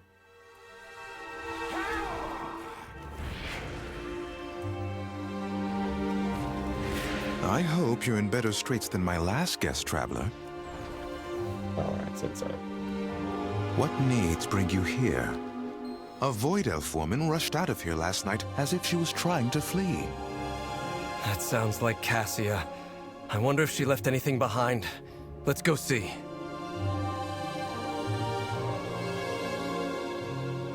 Oh, that's trickier to answer than you'd think. Okay, so the Warcraft setting, the whole setting, has what I refer to as fundaments. Each of those is one of the underpinnings of reality, and basically everything is made out of some combination of those, plus, you know, just matter, right? So you've got the elements, you know, earth, water, blah, blah, blah. You've got nature, naturalistic stuff, druidic power, life, stuff like that. You've got undeath and death, which are both separate entities, by the way, separate forces. You have light, you have void, and you have fell. I don't think I missed anything there. Each of those, in many ways, is in opposition to one of the other ones. And a lot of them are kind of... Oh, and arcane, but... Arcane's weird. Spirit is actually part of life. Spirit is a subset of life. It's in the natural stuff. Order is arcane. That is the one I actually missed. Each of these provides a certain degree of counterbalance to the other points, and thus all of them have interesting relationships with each other. To use a specific example, life and chaos are both kind of weak to each other for the exact same reason. You know, life is ordered chaos, after all. But some of these coordinations are kind of strange. Let me use a specific example. So let's say you've got a beautiful forest. It's beautiful. And then someone comes through and corrupts it with fell. Oh my gosh. Fell is destructive chaos, to put it very, very simply. So now it's all fell infused. How do you fix it? Well, you can try to fix it with druidic magic, but honestly, it's just not going to work. You need something that specifically opposes fell, which in this case is arcane. And we've actually already seen before that arcane plus life is a great restorative combo and can fix a lot of things, including fell infusion. So there you go. There's how you fix that up. Make sense? But if you do arcane or life without the other, what you have is something that's just not going to be as complete. It's either not going to thoroughly cleanse it, or it's not going to cleanse it at all. Any classes that can draw on two power sources that isn't light void. I guess shamans would qualify. Shamans could pull on the elements and on spirit. Unlike, say, monks, which draw on spirit and also spirit. Yeah, undeath is strange. Undead is kind of a cottage industry in Warcraft setting. but it's not inherently evil or even bad, as I guess I've kind of already conveyed, because again, well, ignore that Mr. Red is literally sitting on her, but that's an undead woman right there. Just kind of chilling and hanging out and having a beer with a blood elf man. Undeath is just another state of existence, for lack of a better way to phrase that. Now, undeath can also come from different sources. You can be raised into undead by light energy, you can be raised into undead by death energy, you can be raised into undead by fel energy. And I believe we have examples of Void doing that as well. Yeah, undeath is its own thing, which is why I mentioned a negative to story earlier. We'll get back to that later. Spirit 2, you're absolutely right. Forgot about that one. Yeah, we have examples of all of these. I can't imagine why you couldn't raise someone as an arcane undead, but to my knowledge, we have no examples of that to date. Anyways. By the way, quick aside, this is getting a little bit into headcanon-y territory, but I've always liked the idea that the Lightforged are a form of light undead. No, think about it for a second. It's one of those perfect undeads, the Type 4, where they just kind of live forever. They're sustained solely by light energy, rather than by, things like food and air. Right? I don't know. There's some similarities. Yeah, exactly. Torellian, the guy we keep talking about, is, my eyes, over 1,000 years old. Now, the answer for why he's that old is because he's Lightforged. But again, what's the difference between Lightforged and undead at that point? I mean, look at Torellian for a moment, and look at Talia. Or not Talia. No, I'm right, Talia. Talia Menethil. You see the similarities there?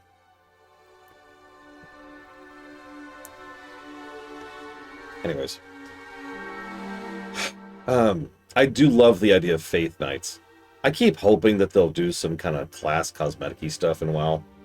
We'll see. FF14 recently started implementing that, so maybe. Oh, sorry, Kalia, not Talia. Look, it's one letter apart. Give me a break. Give me a break.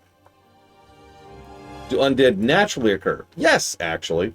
Type 2 undeath are naturally occurring undead. Now, naturally occurring undead are almost universally bad. The simplest way to describe a natural undeath is by referring to something that a lot of fiction has. A ghost. What a ghost is, in its basic form, is some piece or echo of someone who died who has unfinished business. So they stick around, right? Sometimes they're not even a fully sentient person. They're just some remnant of their pain, or their fear, or their longing, or hunger, whatever. Something that was unfinished in their life that has manifested itself because of how horribly they died, or how unfinished they felt when they did die. Yeah, exactly. Blackrock Hold is a perfect example of Type 2 undead. There's actually quite a few examples of Type 2 undead. And usually they're not true undead in the sense that they're just a walking, talking person. Actually, yeah, even in WoW Vanilla, that's actually a good example. There's the gentleman's wife in Darkshore. He has a whole quest in Kata, too. And something else, I forget what. We're not going to talk about split souls right now. Anyways, let's go investigate this situation, see what's going on. No, like just Death Knights that are empowered by light instead of, well, death. Hell, even Death Knights, if you actually think about it, are empowered by a weird combination of things. Like, yeah, they're death-powered, but they're also plague-powered, blood-powered, aka life, and frost-powered. It's interesting to think about. A cult? Could it be the Twilight's Blade here? The last page of the diary has yesterday's date. They know I'm trying to leave. I don't know how they found out. I have to run. Nobody can help me now. I believed those seductive lies. This is all my fault. I was so afraid. I should have known better. I can't let them get my research.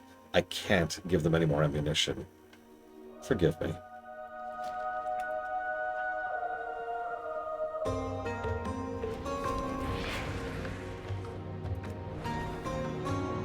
Yeah, what's the Death Knight spec? Yes. Do you want to be a chonker? Do you want to be a chipper shredder? Or do you want to be one of the best tanks in the game? Cassia's notes appear to be focused on summoning. Let's see. A rift.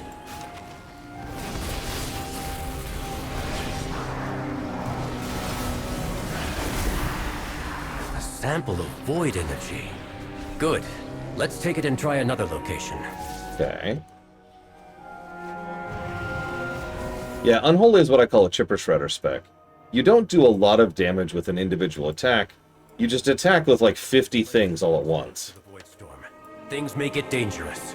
Chipper shredder, right?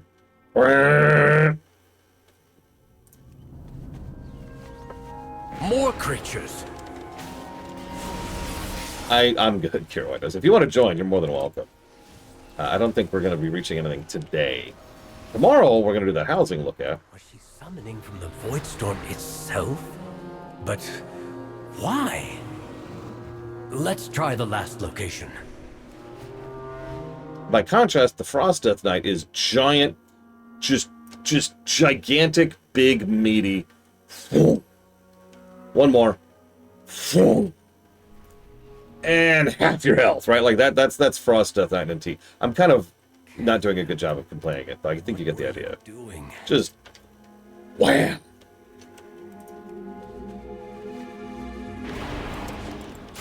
Yeah, it's like a glacier. Wham. It's working.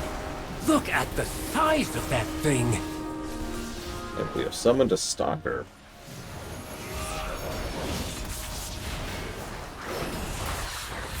That's our last sample. What was the purpose of all of this? Good question. Let's take these back to my study. Yeah, Death Knight Arthas is one of those rare, and I do mean very rare characters, who was multi-spec. We have maybe a handful of those in the entire franchise. Too many people are dodging questions.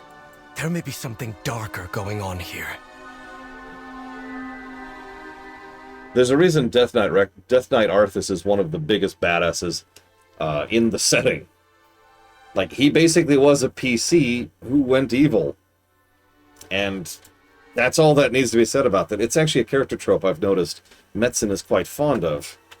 StarCraft, as a setting, has two of those. Kerrigan and Mengsk are both PCs who happen to be against us. Baladash Malinore. Just gonna leave that shot there. The shadows serve us. I don't understand. What was she doing with all this information? Shadows watch over you. There's more to Tranquillian than meets the eye, it seems. Every evil I've faced. Greetings, Notes speak of fear and uncertainty and some mysterious truth. This is not good. By all accounts, it sounds as if a cult has managed to infiltrate Tranquillian. If that journal entry was true, Cassia was attempting to leave it. We must tell Antonorian. He'll want to secure the town and make sure his people are safe. Maintain focus. Lord Antonorian values nothing more than the safety of his people. He'll want to know about this. Let's go tell him. Real quick, Mockingbird's asked, does WoW have D&D-like gods? Let me start by saying, WoW doesn't have any gods. Nothing that most settings would qualify as a god.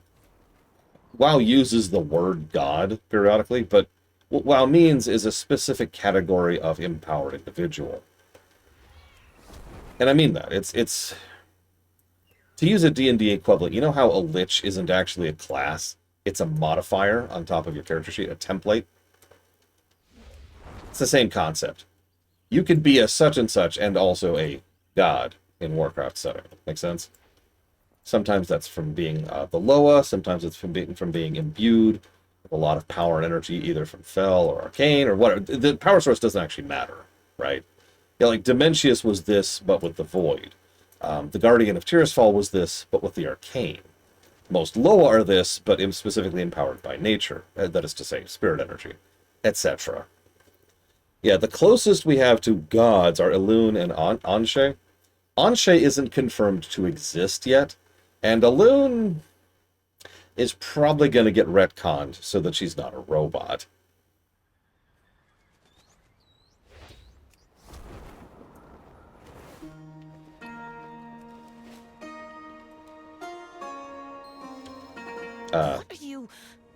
What brings you here? Nice shift in tone there. What needs bring you here? Lord Antonorian is a very busy man. Who else will keep Tranquillian safe while the rest of Quel'Thalas falls into ruin around us? Perhaps I can help you in his stead? No, we need to talk to Lord Antonorian. We shall not falter. Lord Antonorian is away. I can help you. This isn't right. See what's in that lockbox she was toying with. Magister Umbric, how goes your research? Go on, tell him. Too precise. Oh, there's a butterfly over here. Hello, little butterfly. Oh, it's gone. Baladash Malinore. So, this is interesting. We could tell Lord Antonorian the truth or lie. I'm gonna lie. Really? How very odd indeed. I shall have it looked into, but I'm glad you're here. I need your assistance with something. You see, I've heard some consuming rumors myself. Strange happenings to the south, but also east and west and north. Tranquillian is surrounded by enemies, it seems. Since you are so dead set in your investigation, would you look into something for me? There's an important report I need from one of my scouts. Check in with one of them while I check over the rest of the town. Rest as long as you need. I cannot thank you three enough for taking the town's safety seriously.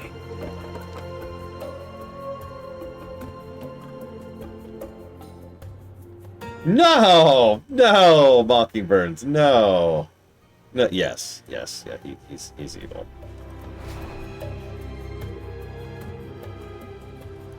Champion, wait!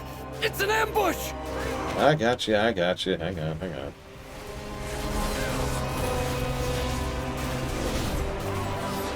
Do you like the music shift there? Void and light, asking far too many questions. Take them out. And find a better place for the bodies this time. This is a member of the Twilight's Blade. You were right, Arator. Quickly, back to Tranquillian. I mean, part of the problem is they're panicking a little bit here. Right? If you were paying attention, that ambush had no problem neutralizing Umbric and Arator. The only one they had problems with was us. And there's no nice way to put this. There's not a lot anybody can do about us in this setting. Even canonically, we are very powerful. Like, even in lore. We are a death ball. There's a reason Xalatath, the main villain, has deliberately avoided direct confrontation with us for multiple expansions. My research on the Void Storm. The Twilight's Blade has stolen it all. So, if you're paying attention, what they just did was smart. They staged the ambush, and if the ambush wins, cool. But it's probably not going to. What it will do is delay us a bit, so they can rush in here and destroy all of Umbric's research. Cute. Ready to fight the fight? Because we can't be everywhere all at once. What do we need to do? Better to seek forgiveness than permission. Come with an open My mind. notes. My research. I never should have left it alone. I was just beginning to understand the Void Storm. Everything I'd learned torn from my hands by cultists. They watching the entire time, waiting for me to turn my back. I cannot let this stop me. They can't have destroyed everything. Maybe there's enough here to salvage. Even if I offered my aid to Silver Moon, I have little to give now.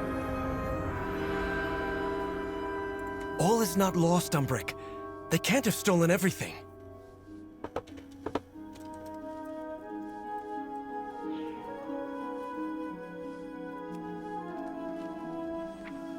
In there. In there. Yeah, Penumbra's just running around. Oh, wait. Found some. One of the void samples. See if the others are here. Yeah, just a little void cat.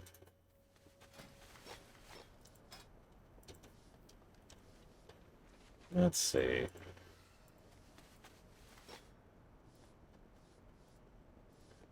Let's see. I have a void cat, a void puppy, a void rat, a void toad, a void wiggler. That's his name. His name is Void Wiggler. Commence the wiggling.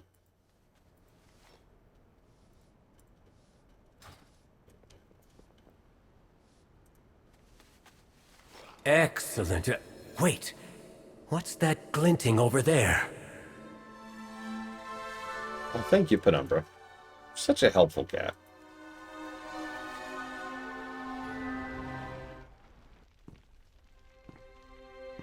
I was wondering where I'd left that. This was your doing? What of the people here? You said you wanted them safe! And I do. Look at the sky, Magister. You know what resides there. You know the fear it brings. The uncertainty. And when it unleashes, and it will unleash, the Twilight's blade will stand on the side of survival. Won't you? I will not bend to you, or the Void! Tranquillian will join us, or die. And you with it. There's another bit of the story I love. I can't really talk about it yet, though. Just trust me. We'll get there. We embrace power. We do not fear it. Twilight's blade attacking in broad daylight now that their cover's blown. We'll prove what a mistake that was. Slay these traitors and the creatures they've summoned. Destroy their effigies and their supplies. Make their retreat costly. Be open to possibilities. Let's do some good. Some of the town's most respected citizens are traitors? How long has the Twilight's... Yeah, by the way, Penumbra's hiding under the table. How long has the Twilight's blade been here? How many scouts have gone missing? Crimes gone unreported? Innocents recruited by those they thought they could trust? They must be stopped. Cut down the traitor. Show them Tranquillian is no home for cultists. We should help. We can't let the blade get away with this. There are innocent civilians all over the town. You heard the governor. Anyone who doesn't join will be executed. I won't stand for that. Go. Aid any civilians you find. Get them out of harm's way. If they're being attacked, take the attacker down. Tranquillian will not fall under my watch. I've bested every evil I've faced. I will not stand by as that cult takes this town. See to the citizens. I'll find Antonorian and make him pay. Yeah, I've heard a few people complain about Yuri Lowenthal, who I believe voices Eretor. I'm not sure why. He's a good actor, and he does a good job as it.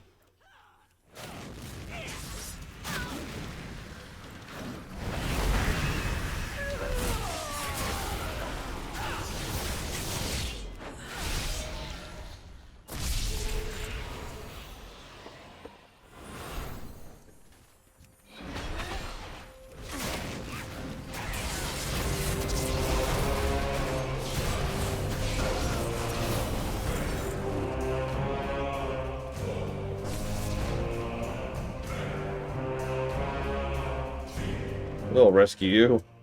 Please rescue me. Well, I decided not to. Now that you bugged me about it. What? No, please. No rescues for the losers.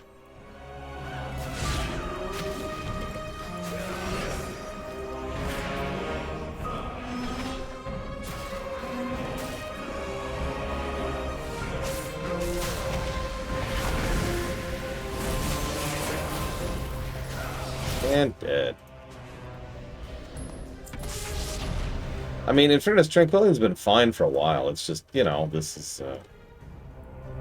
I mean, yeah, okay, it kind of sucks, I'm not gonna lie.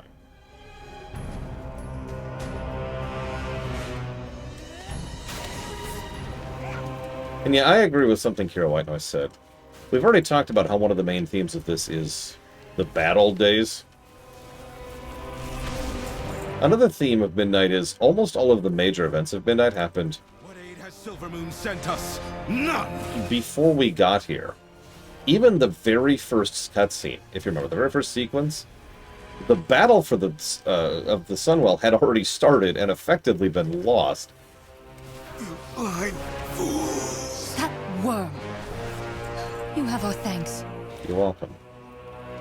But yeah, the Battle of the Sunwell had already been lost. We were being summoned as the cavalry to turn a rout into some kind of fighting retreat, remember? Yeah, we showed up at the Light Bloom, which has been there bit by bit since the BC, and in the couple of hours it took us to get out there, had expanded into ludicrous degrees. When we get to Zulamon, and I'll talk about that more when we get there, most of the major events have already happened. Long in the past, actually, in some cases. Tranquillian has already fallen. Hell, even something we'll be seeing later in the last zone is like this.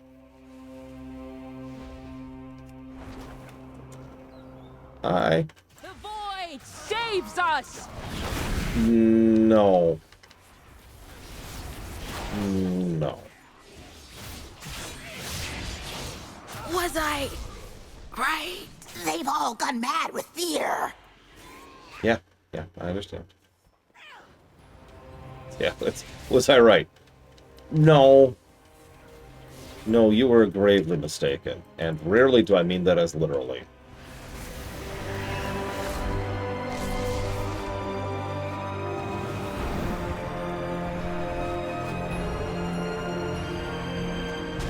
Oh. Got the trees, got the trees. We shall be on the right side of this conflict.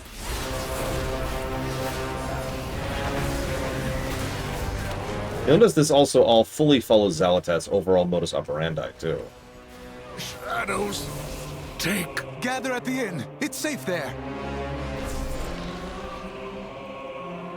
She's not even here. In fact, I'm gonna spoil something for you. She doesn't give a crap about the Twilight's Blade. All she does is say the right words into a couple of years and let it spread on its own. You're safe. Have you seen Umbric? Sorry. Yeah, they're useful idiots. Using her own terminology. Ready to fight the fight? And I guess, to make my point a bit more... Better to... I don't want to sound dismissive, but all she did was put that colossally huge void storm up in the sky there, right? The moment she put that colossally huge void storm in the sky, a lot of the other pieces just kind of fell into place for her, right? Really, actually think about this. You're some citizen. You live in Tranquillian. You have survived the Scourge, barely, and you barely survived the resurgence of Darthahan, or whatever his stupid his name was, back in BC, right? Okay, things are starting to chill, and then you look up.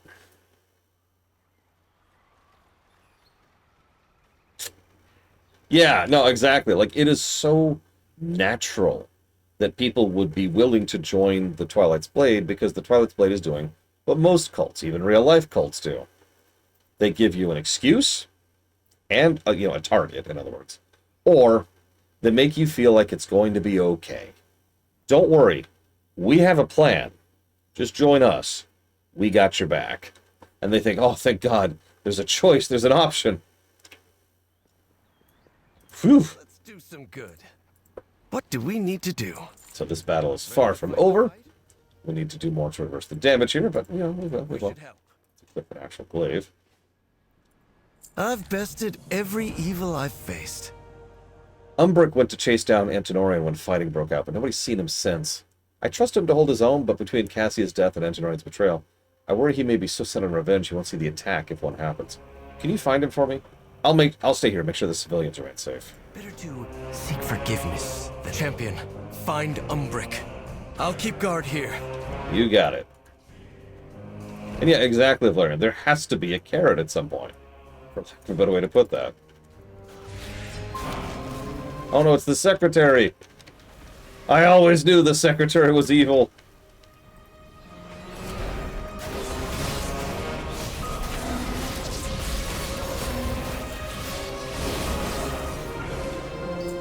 I'll take that key and open that chest. Get some pamphlets. Antinorian was 2 steps ahead the entire time I was here. Let's return to my study. A map of Eversong with key locations marked for annihilation. And someone stashed away some recruitment pamphlets for later use. We've rescued who we can. But my research... What was in that lockbox? This.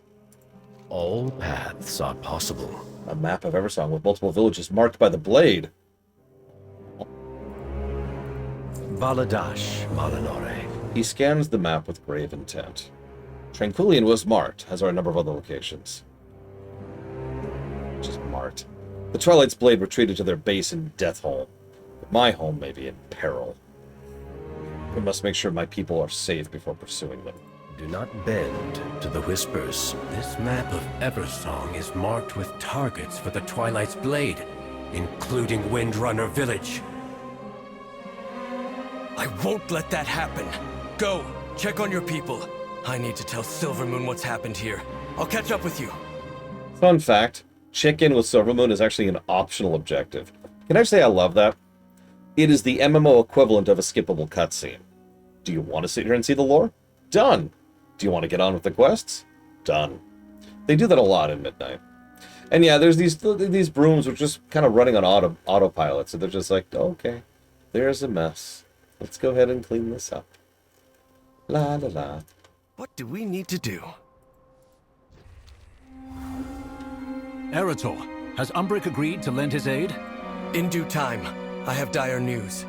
The Twilight's blade infiltrated Tranquillian.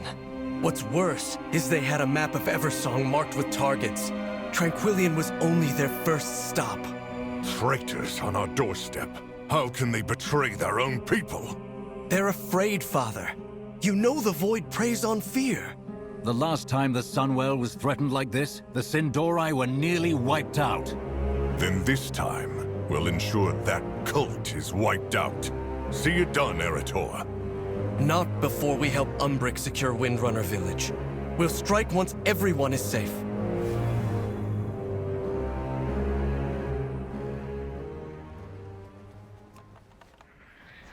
Oops, wrong map. I like Maverick's outfit too, by the way. I haven't shown it off properly. There we go. So you might think, wow, that's a cool looking elf. That's actually a Drakthir. Because, of course, Maverick is playing a Drakthir. He's even got a dragon pet. I mean, come on. I've actually talked about this recently during War Within. Because the engine has improved so much and because they can increase the quality of the textures so much in Modern WoW, all of a sudden they can make simple things like leather or cloth look good.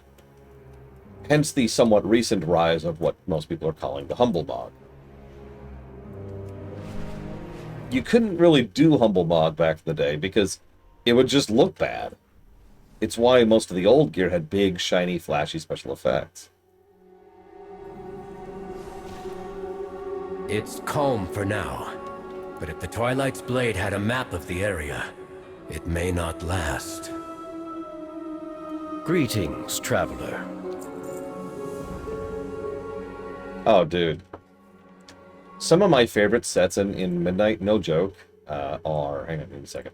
It's this stuff. So there's the Socialite gear, right? So it's like this. And then there's the Dignitary stuff. And, hang on. There we go. There's the Elegant Regalia. And then there's... I swear there's another one. Apparently I'm wrong. Is this it? Oh, that is it, yeah. And then there's the Umbral Garments. All four of these suits are awesome looking. And there's variants. You notice I have all of them, because of course I do. So, a few different color variants here. Green, white focused, blue focused, one of my favorites. The black and red is fantastic. And yeah, you can mix and match too. You don't have to wear the whole set. I also am very fond of the classic gold, red, and black. Some of them are rep, some of them are like quest chain stuff. A lot of these you get from doing the soiree, which I mentioned earlier.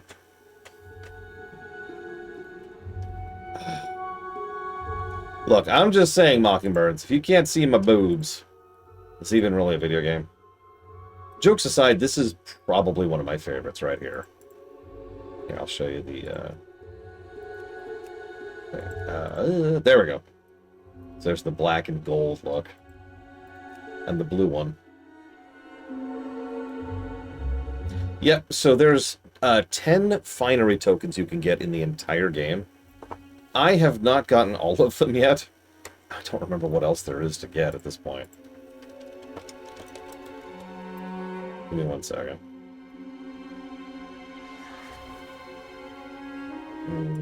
Here we go. So... I haven't done the crafting thing yet. I have gotten the Lore Master. I've gotten the Pathfinder. I've gotten the Dungeon Finder, the Delver, and the Diplomat. And, let's see. I'm pretty sure I've done the Renown for the 4 factions. So I think the only thing I'm missing, actually, is the Crafter one. No, I got tons of mats. Honestly, I just haven't spent the time. I want to. I want to have a maxed crafter again. That is to say, I want to have every crafting maxed again, because I want to get housing items. Because I'm weird. But anyways. Ready to fight the fight? Give me 1 second. I know I'm old and I'm tired and I'm worthless. And I'm terrible and awful. And everyone hates me. Oh, God. Oh, God. Just give me a minute, I swear.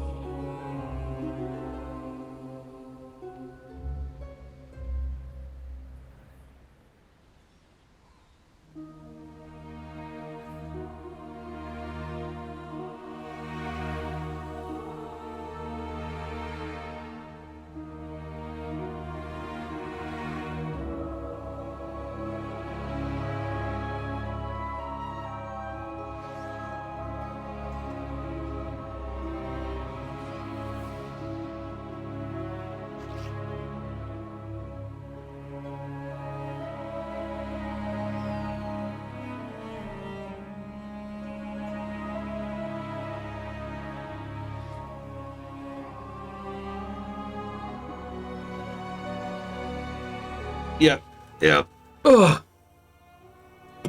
Yeah, alternate lore is just a braggart. He's just like, I'm so good, you guys. I don't trust the quiet here. Let's shore up the defenses. Do you see those slumped over arcane golems around the village? It may not look like much now, but a quick tune-up and I'll have them standing on their feet soon enough. They're good enough for standing guard and also ferreting out hidden snakes in the weeds. Now let's get to work. The sooner the golems are running, the better I'll feel about this town's safety. We should help. Oh, hi. Hi, Valerian. We'll fix up those old constructs and take out any cultists we find. What's going on? Can I say... So, okay, can I admit something really small and stupid? Is that okay? Can I do that? During the FF14 runs, I invariably have this gigantic swath of players following me around while I'm doing the quests. Now, I don't say it often, but I always like that. It's always just kind of gratifying to see y'all there, right? adds to the vibe and makes me feel like I'm not alone, and it just kind of generally makes the stream better, I think. Let me just flex here for a second.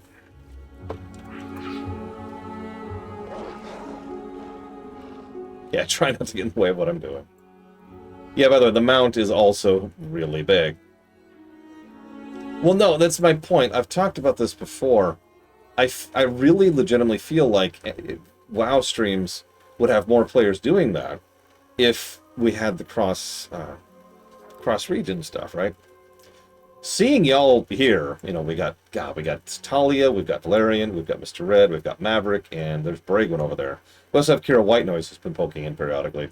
It's just kind of nice. It's just kind of nice seeing y'all here, because most of my WoW streams feel a little bit more lonely, you know? Because it's usually just me. Anyways, come on, Tyvon. Let's go fix up some golems.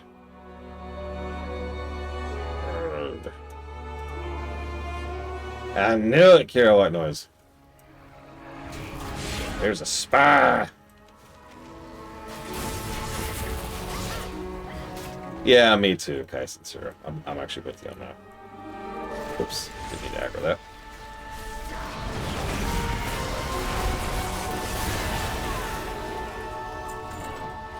Okay.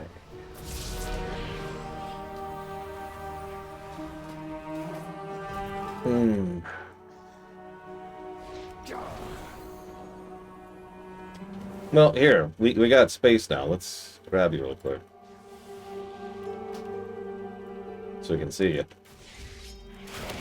Because, yeah, fun fact, they've gotten so good with the layering tech that, generally speaking, the way you fix being on someone's layer is just inviting them to a group. Which makes sense. That's how that should work.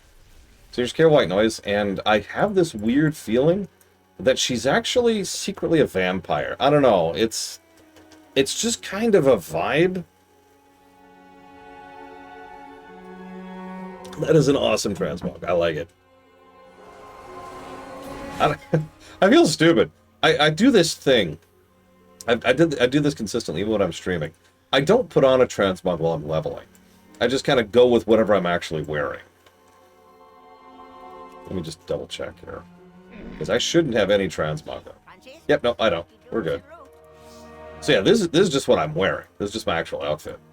And then I see, like, you know, Bragwin's over here in her Behold the Night of the Living Dead here. We've got Talia and her light forged armor of awesome from Legion. Maverick, I've already shown off his humble mod, which looks good in dragon form too, consequently. And yeah, then we've got like the flowing. I've got to show off that cloak really quick for those who haven't seen it. It's kind of the burning bluish, purplish flames going on there. And Mr. Red, of course, the posh. And I'm just some dude who's like, "What's up? I got this."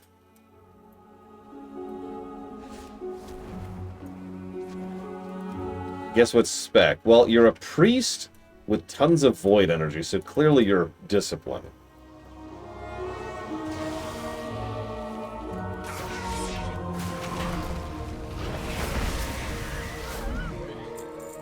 Oh yeah, and by the way, we have to talk about the new transmog system. I'll probably do that tomorrow. I forgot to talk about that. For those of you not aware, the new transmog system is really freaking good. It is not what I would consider perfect, but I have recently discovered how to manipulate it a little bit more to make it even better. Here, I'll show you really quick. It's just like a life hack kind of a thing. So first of all, you could just clear your current transmog like that. You can also just turn it off. Just like that, just a button press. Right-click, boom, done. You can also do transmogs per slot. So the real reason this system is so cool, and the reason so many people like this, is you could set up an outfit. You notice I have 4 outfits ready to go here. Like this one, for example, which is what I was actually wearing during Legion. And then you could just set this up, and then no matter what I pick up from this point onwards, it just kind of automatically turns into this outfit.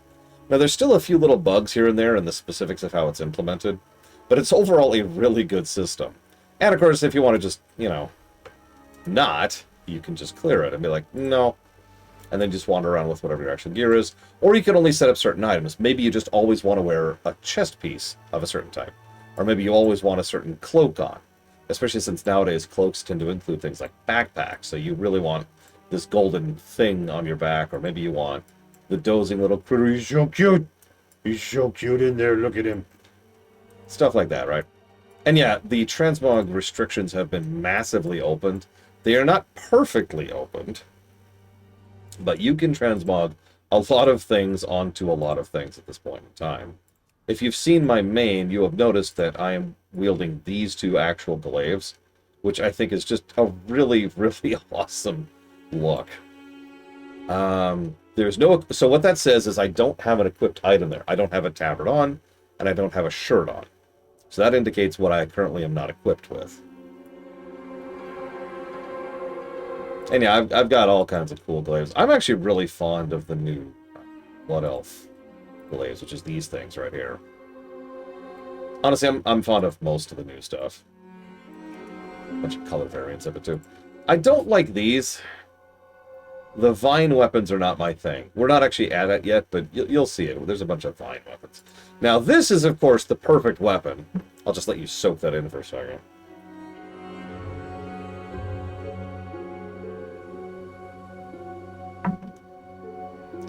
Seriously, wouldn't that hurt? Oh my god. What are you doing? In fact, actually, hang on. I think I could just do this really quick. Give me a sec. Let's see. There's a bunch of filters and sorts and search options, too. This is all great interface. Like I said, I'm not covering this just yet, but many positives will be given to this. Do I not have it? Looks like I don't, actually. Oh, there it is. I was going to say, I know I have it. There we go. Oh, yeah. Oh, yeah. Hi. Okay, let's get another buzzsaw going. There we go. There we go. Check me out. Rate my mog. I think my personal favorite thing isn't the gas grenade I've got on my belt. It's the smog emitters from my shoulders. I love it. So, all right. Sorry. Let's go turn this quest in. I need to not be delaying the stream. I'm like falling asleep here, and I really want to finish this quest arc before I cut off for the day.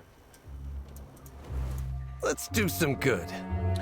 By the way, we're doing a delve very soon. If anyone wants to join that, it's going to be like probably 10-15 minutes very soon. The Twilight's Blade were already skulking around the perimeter. We were right to come here quickly. I've bested every evil I've faced. Cassia's notes may be lost forever, but we must try to improvise, and I have one final ritual to try. If this doesn't work, the answers lay in Deathholm. But first... We serve the Alliance. Wait, there's a Sawal! Try to decipher Cassia's notes one last time. They may be the key to unraveling the Void Storm. I'm trying not to give my visual positive stuff yet, because that really is going to be its whole thing. What is a delve? The best feature WoW has ever added. That is not hyperbole or a joke. And describing it would take me a minute, because there's a lot that goes into it. The summary is that it's a mini dungeon that's very objective focused, that has scalable difficulty it goes from difficulty 1 to 11. 11 difficulty is pretty high. That's basically mythic dungeon territory. Difficulty 1 is a joke. You can just run through that. So, nice big gradient of difficulty. It is very rewarding for a lot of reasons that would take a little bit of time to describe. And it has multiple different story variants per delve. So, good story, good gameplay, difficulty of 1 to 11, but the most important thing, the thing that makes delves, is you can go in with 1, or 2, or 3, or 4, or 5 players. It is fully morphic how large your party is up to 5. So, I cannot put into words how amazing that is. I really can't. Being able to do high-end, difficult content that is rewarding and fun and has good stories with just 2 players is part of what makes modern WoW modern. By the way, that is also true for most of the other super awful or super awesome difficulties things that we have in Midnight, which I will show off later. But can I also say one quick thing? Can I pull an I told you so? Just super quick. All the way back in the day, this is during the WoW lore run. You know, the one that happened like 10 years ago now. During the WoW lore run, I was talking about how much I would love it if you could do like a 3-man raid, right? At the time, I was limited in my thinking because I was like, I couldn't imagine a way that you could go below 3 players and still have a functional raid. You needed a healer, you needed a tank, you needed a deeps, right? You needed the triad. And I got so much negative feedback about that. I had so many people naysaying that and telling me, no, Lore, it's not possible. You can't have difficult content without having a group. You have to have a group. It has to be a raid. Dungeons will never be difficult. Raids are always going to be the difficulty thing. Stop getting your head of the clouds. It was this constant pushback. Oh, I know, Mr. Red. Anyways, I was right. The other way, so you're probably wondering, hold up. How do they manage to make it work if you're playing, say, a healer? So when you're in Delves, I think it's this button. Oh god, they moved it on me, but I don't remember where they put it. Where'd they put it? Where'd they put it? I don't remember where they moved it.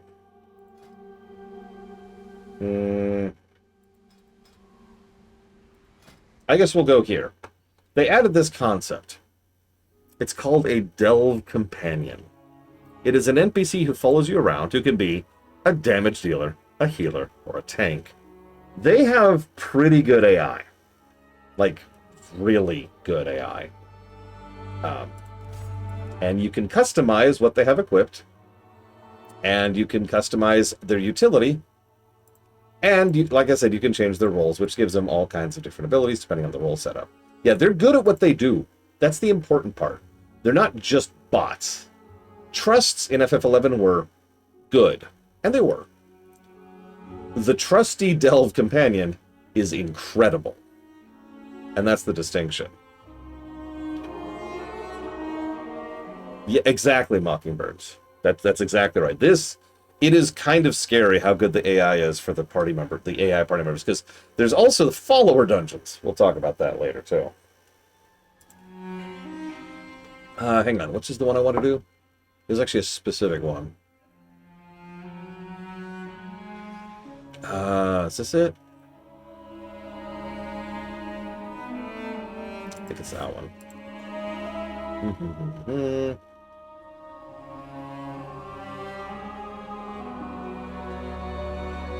That's it. Mandate of Sacred Death is the really, really good one.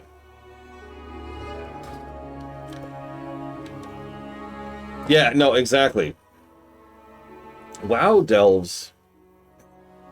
The way I like to describe this, because this is something Blizzard's been working on for a while now, the WoW bots, you know, the delve person and the followers for follower dungeons and the NPCs for, like, story stuff, they're like having a really good AI player on your team in StarCraft 2.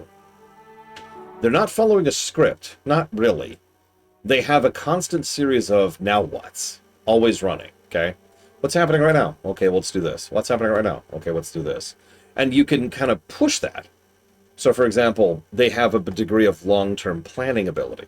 It's like, okay, let's do this. Well, why? Because I want to be here eventually.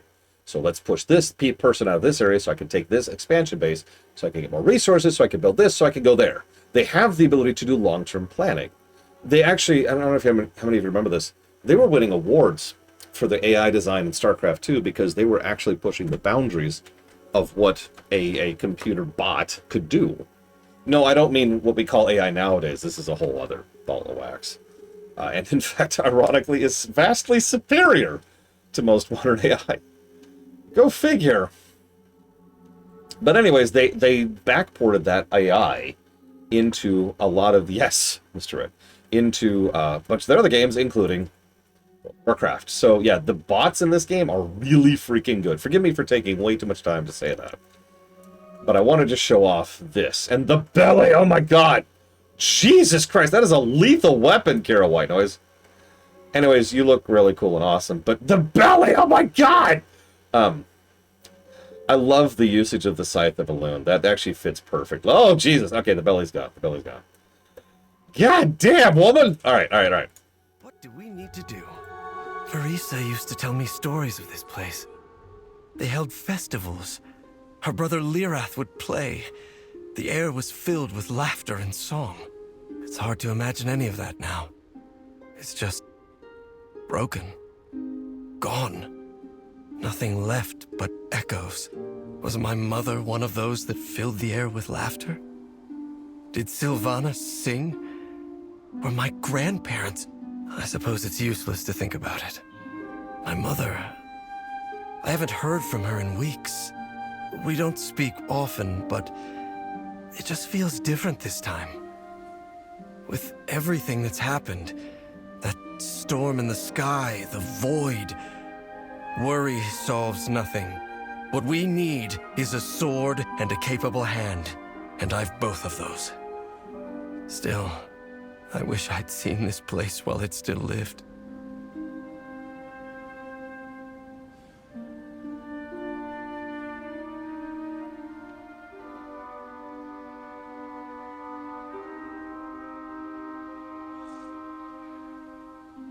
Okay. Now, Rain 36 says we're massively overselling delves. Allow me to disagree with that. Very few things in WoW have made me enjoy this game as much as the existence of delves. I'm not being hyperbolic and I'm not joking, but this is admittedly a bit of a personal take, if you'll permit me to explain briefly. I was a raider in Vanilla, BC, and Wrath, like career, for lack of a better way to put that, right? I was actually pushing for server firsts in all three of those expansions. I haven't raided seriously since Pandaria, specifically. And the reason why is because raiding sucks. Hang on, let me explain. So here's what would keep happening. Alright, Friday evening at 6, we're going to go ahead and we're going to hit the such and such raid, the Firelands raid. Okay, cool. Alright, so, Talia's here, okay. Kira White Noise is here. Has anyone seen Valerian? I don't see Valerian. Hang on, Valerian's not on. Oh, Mr. Red can't make it, but Mr. Red is cooking meth. Okay. Alright, that sucks. Okay. Valerian's dead. Okay, that really sucks. Okay, cool. Oh, shoot, Kira White Noise just took a nap. She's gone. Damn. Okay. Now, I'm trying to play this up for the sake of humor. You gotta understand. This bugged the snot out of me. I kept running into the situation, because I was always the one gathering the group together. And I just kept running into this situation over and over and over, where I'd have a raid group of like 8 people, or like 20, and I did not have those extra 2 or 5. I couldn't get a group together. And so I'd sit there for like a goddamn hour, pulling teeth, trying to get anybody to volunteer alts to go help us do this stupid raid. And I would usually fail. I swore that I would never do that again, and fun fact, I never have. The value of delves to me is that I can go there with less than a full party. That is the point and benefit right there. Being able to walk in with 3 people, which is my usual WoW co-op group right now, is invaluable to me. Especially since when you crank it up to tier 11, it is actually still hard. It is still challenging content. It's not brainless LFRing. Champion, bring those void shards to the center portal. If I'm right, it should reverse the path and open the way to the void storm. Let's do it. Unfortunately, I'm pretty sure this character won't be able to do like a tier 11. Where's the... Oh, there we go.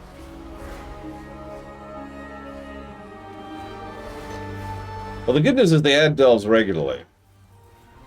In fact, we're getting a few more in the next patch. Well, we're still getting that labyrinth, too. I'm really looking forward to what they're doing with labyrinths.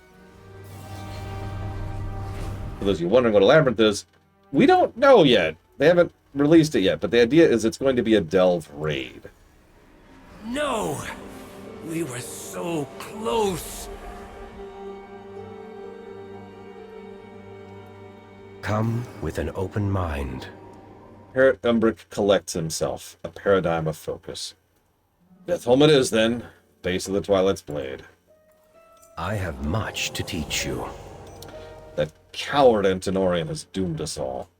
Hoped it wouldn't come to this, but we need the rest of Cassia's research. The missing pages stolen from her corpse. But the cult has retreated south to the ruins of Deathholm. Fitting that such traitors would sequester themselves in such a vile place, but we must root them out. Do not bend to the whispers. Cassia's research holds the first steps I need to help Silvermoon. Antinorian took those missing pages. I'd bet my life on it.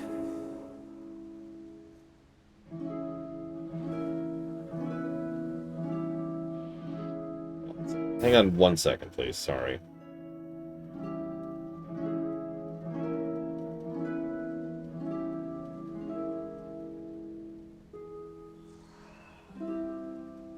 Okay.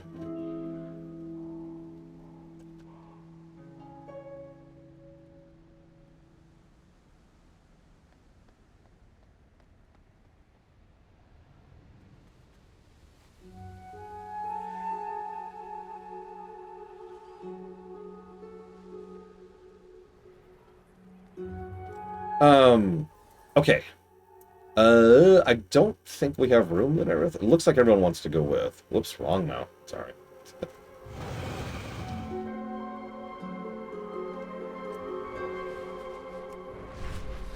And by the way, we'll come back and do all these side quests later. Okay, we'll kick break with it if you prefer.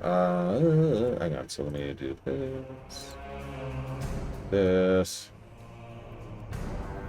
Group. Can you join other players' delves? Yes. So there's kind of an asterisk there. You want to join at the beginning. Lorthamar sent me to help with that rat you're chasing. Hi, Valera. Yeah, so this is what a delve is tutorial quest. Crobat Mockingbirds, 100%. Although I do like Vaporeon as well. I wouldn't cross me if I were you.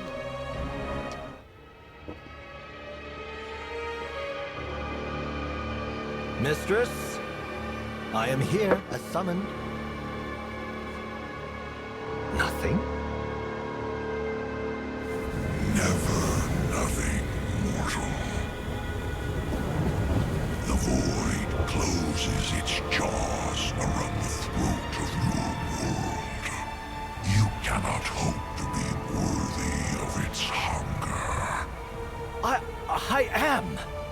My followers and I have sown chaos and mistrust between the Sunwell's defenders. As we were bidden! Mere child's play, elf. The real work commences over the mountains. And within the void itself. In case any of you have forgotten, you wretches speak of your works and worth, scrabbling for the mistress's favor, forgetting all the while that in the end, all will be devoured. The forces of the void are gathering from across the cosmos, eager to feed upon this world. Soon, the true invasion will begin, and the mortals will never see it coming. Make ready. Mistress, do not forsake me. You did well, my faithful servant. But alas, I have no further use for you. But I... Give my regards to Azeroth's champions. Oh Lord, we coming. Infiltrators, to arms! Void, take you all! Sucks to suck. I think what I love most about this particular plot point is if he had decided at any point in time to be like, all right, hold up. She just bailed on me. Can I flip again? I've got valuable intel. There's an extremely high chance we would have been willing to bargain with him. Instead, he decides to double down. So he did. We embrace power. We do not fear it. I didn't expect this place to be so heavily guarded. This is more complicated than one charismatic leader with a group of wayward pilgrims. Still, if we take out Antonorian, it should weaken them considerably. The cult is nothing without its leader. Valyria tracked the governor of the cavern. We'll make sure he never comes out. Focus and control. We'll take care of the reinforcements. Go with Valyria. I trust you, champion. Find Antonorian, get the information we need, and take him down. Whoops, I wrote this wrong.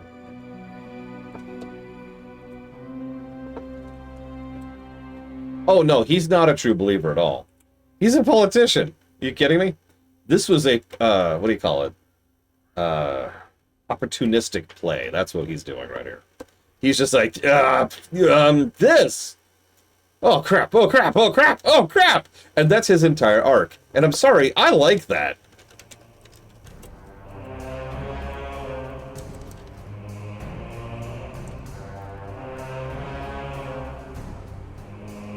Yeah, he decided to join the winning side. And then Xalatath very deliberately put him right in our path. She knew what she was doing.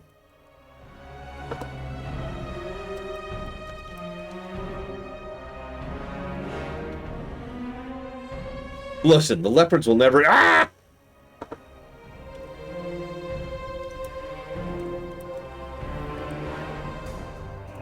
Alright.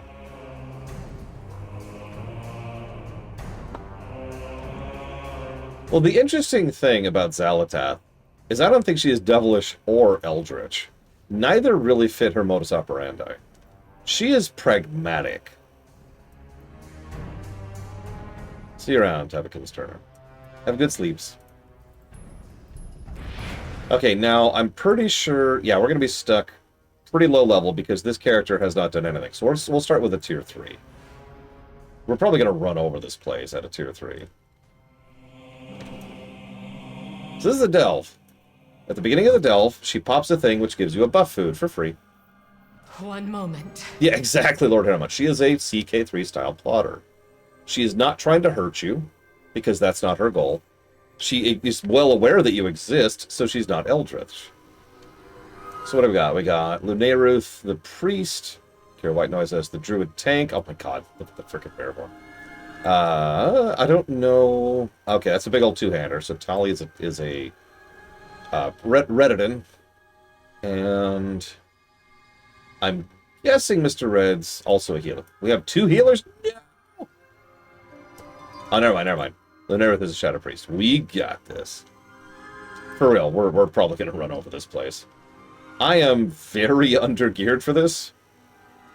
We'll be fine. Go ahead and complete the quest for doing this place.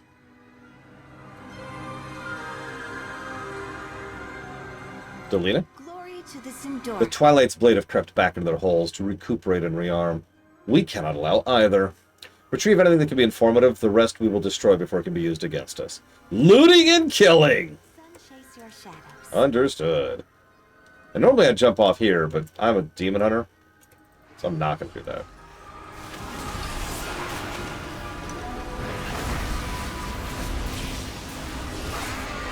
And as a reminder, I could be doing this by myself, or just with Mr. Red, or with 2 people, or with 3 people. Again, it is that gradient that appeals to me most of all. I should probably mention that since I have been doing a lot of Midnight's Delves, in fact, I have already swept Midnight's Delves and gotten all the achievements I need for it for the season. I can tell you with experience that they've been doing some minute tinkering and changes with it, which I really think has been to its betterment. If I can name just one example, when they were doing the scaling per party size of War Within's Delves, one of the mistakes they kept making was they would increase the damage that enemies do based on the size of the party.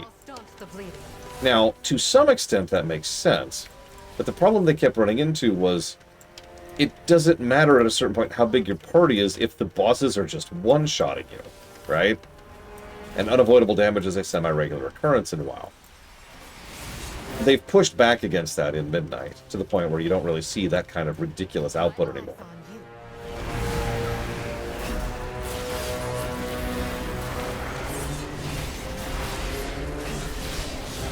Your life life is mine. Yeah, exactly, Mr. Ed. No offense, I don't in any way want to diminish you. But you can see how, despite the fact that we're a full 5-man delve, the damage output has only slightly gone up, as opposed to spiked through the ceiling. Stay here and recover.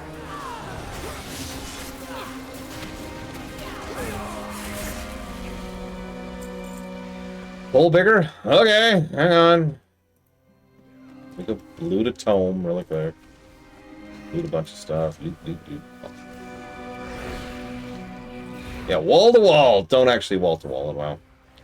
I don't remember if I've talked about that on camera, but wall to walling doesn't work in WoW the same way it does in 14. Because, and this is critical, FF14 has this concept called red walls, which require you to kill enemies in order to be able to progress. In other words, the wall is designed into the design of the dungeon, right? Ink. Most FF14 dungeons, wall-to-wall just means 2 or 3 packs. In WoW, you can usually run all the way to a boss. That's a lot of trash. I'll staunch the bleeding.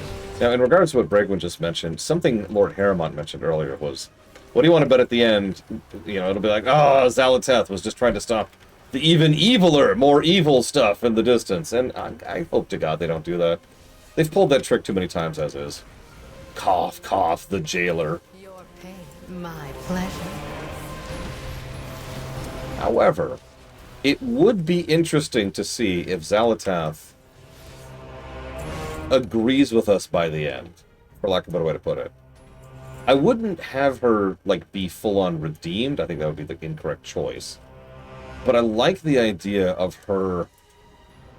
Yeah, exactly, please just know. I like the idea of having her...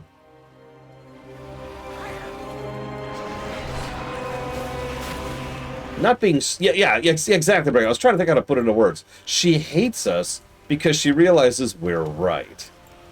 You know? It's like, you bastards, I have burned everything and done all of this crap. And she just kind of gets into this pseudo-sunk cost fallacy thing, right? Stay here. Where she just can't stand the fact that we're right and have been right. And this whole time she could have been on our side. God damn it. This whole thing could have been fixed. And where were you 10,000 years ago when we were trying to fix all this crap? God damn you. And like, I can feel the anger. You know?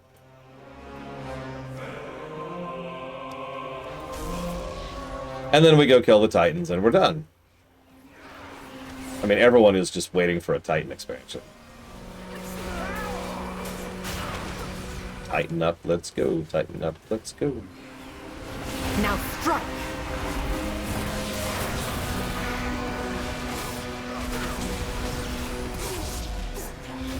Yeah, actually.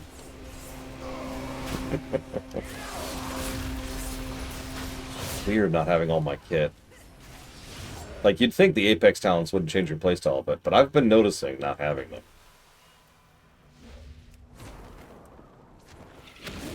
Yeah, like Kill Jaden, Lord Harrimont. Kill Jaden realized he was wrong in the end, and he flat out admits that a lot of his anger and his vengeance towards Velen was out of his jealousy for the fact that Velen was right. Like, I talked about it. Kill Jaden made the correct choice. He made the wise choice. Velen was a fool. And I don't mean that as an insult. I mean that as a statement of fact. What Velen did was insane. And Kill Jaden's just sitting there like, why are you still trying? What are you doing? Why are you still trying? Stop it!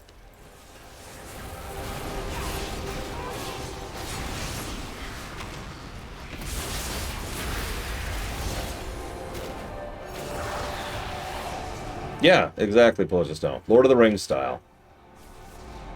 Boss time! Woo! Nuke his face off. I will not die like them! No, you're gonna die in a lot more pain than them. I can see your future. It's not very pleasant.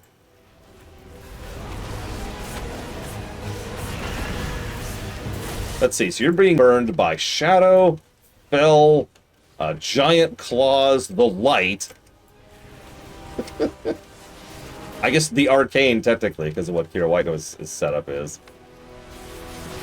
This is probably very unpleasant. Oh, that would be brilliant, Bragon. Yeah, new boss music, by the way. WoW's had boss music since Legion, as a concept, I should say. But they've really been leaning into that since War Within. And I don't just mean for Dementius. I'll take that.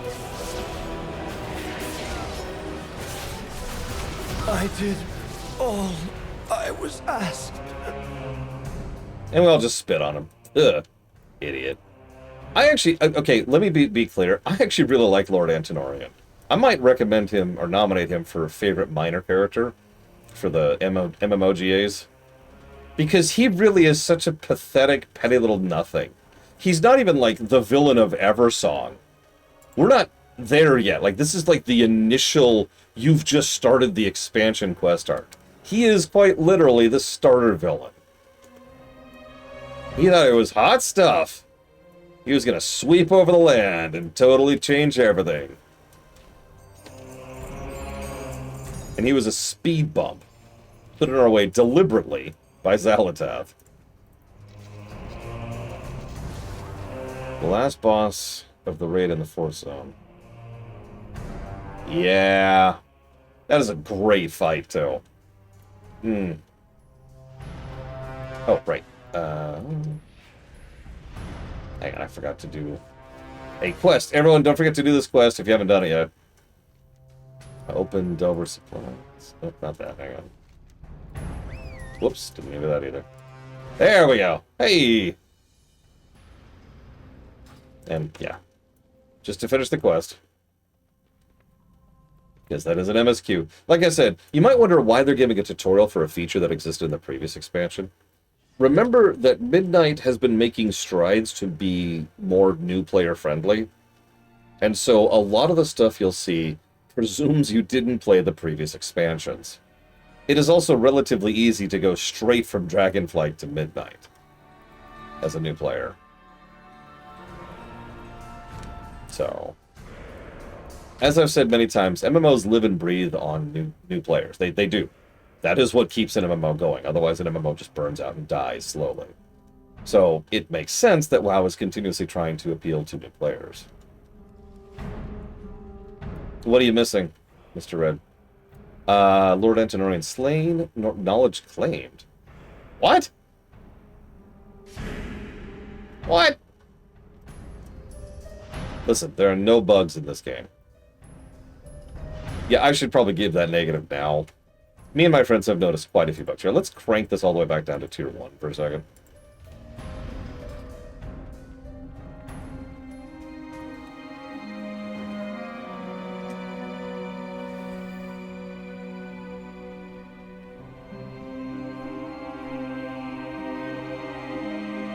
You know what? You talk with her.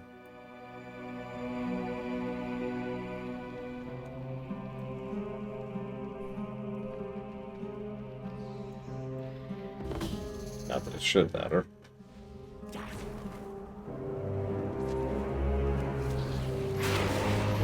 Your pain, my pleasure. Could you turn in?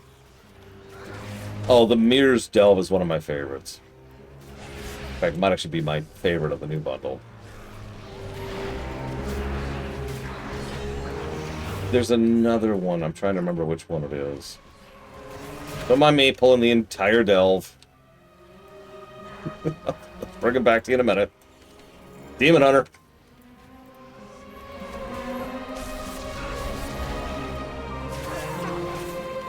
Activate this while we're here. There we go. Take strength from this. Whoop! Oh, they got me with a fear. They got me. They got me.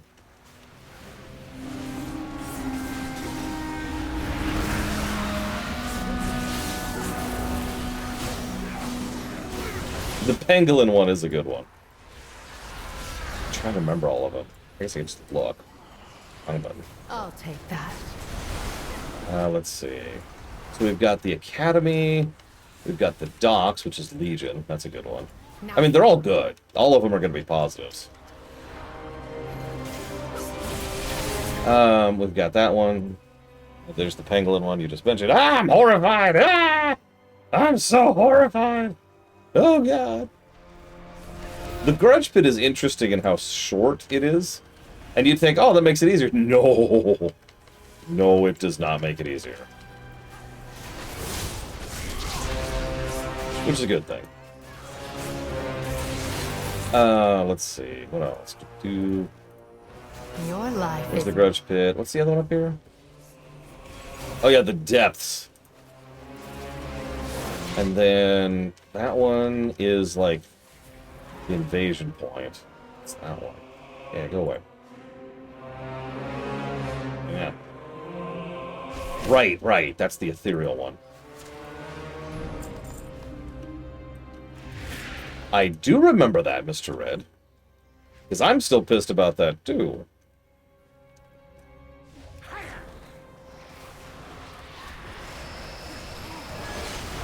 No, it's okay. You can be angry.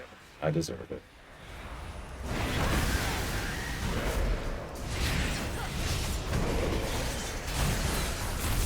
Never, Lunaruth. Okay, fine. We'll wait. Stay here and... I'm pretty sure you won't get credit, Lunaruth, if that's why you're trying to do it. Delves have this weird thing where if someone joins in late, they just don't get credit at all. I don't even know exactly how it works. No, like I said, Asmira Star, all the Delves will be gameplay positive, every single one of them. And most of them will be story positives. By the way, Mr. Red, I just want you to know, I like your pet.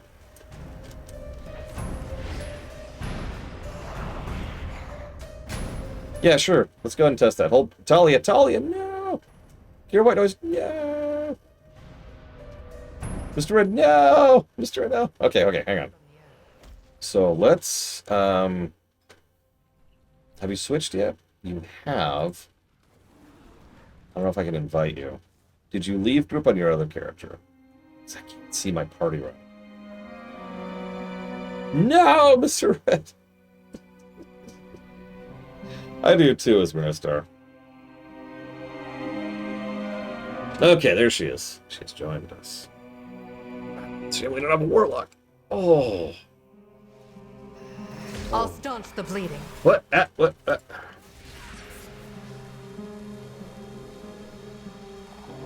And now we play the waiting game.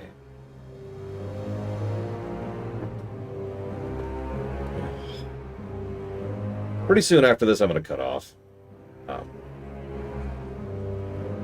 We're almost at the end of the story arc anyways.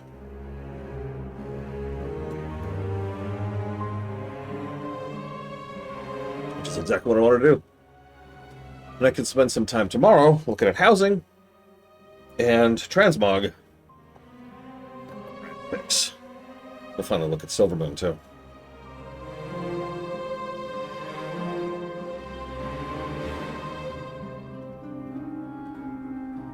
Yeah, me too, Talia.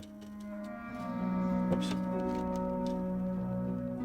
There we are. We're on chapter 2 of 17. For midnight at the moment. And I am on chapter 1 of 5 for the Curse of Ulatek.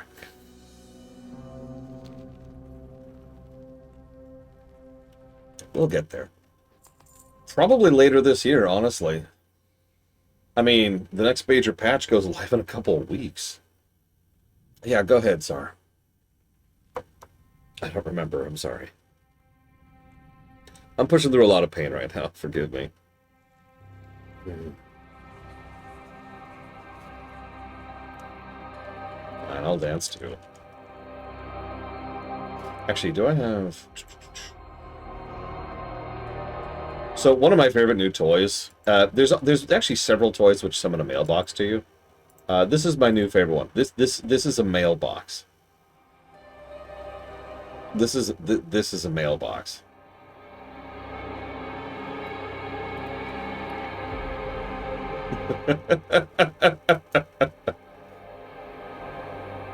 Well then, let us begin. I don't always use the void as a mailbox, but when I do... See you around, Mockingbirds. Have a good one. Yeah, Tyrellin's like, this is not a mailbox! The light is the only mailbox you will ever need. What's funny is I have both a void Hearthstone. I'll kind of show off. So here's the light Hearthstone. Just summoning the light bubble there. I won't let it finish. And then I've also got a void Hearthstone. I'm pretty proud of having this one. This is what you get for finishing Season 1 of Delves, this expansion. Yeah, just casual black hole. It's fine. It's fine. What other fun stuff have I got lately? Even the darkest memory fades when confronted. I know there's something else. There's like one other cool thing I got. I think so, Mr. Red. There's a cosmetic you get for beating the season super boss before season's over, which I have done, obviously. But I don't remember what it's called. Does anyone remember what that's called? This season?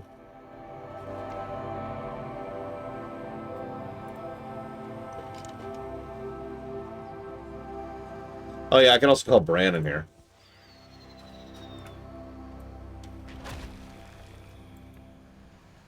You'll find him wherever the action is.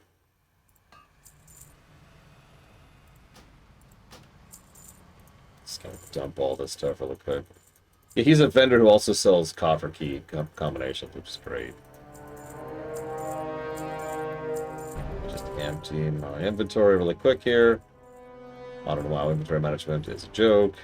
In a good way.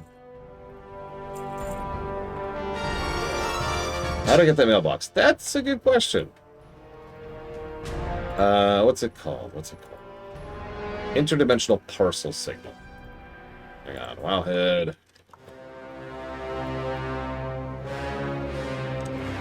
This is from, dramatic pause, getting all of the secret treasures in the Void Storm. Gave me that.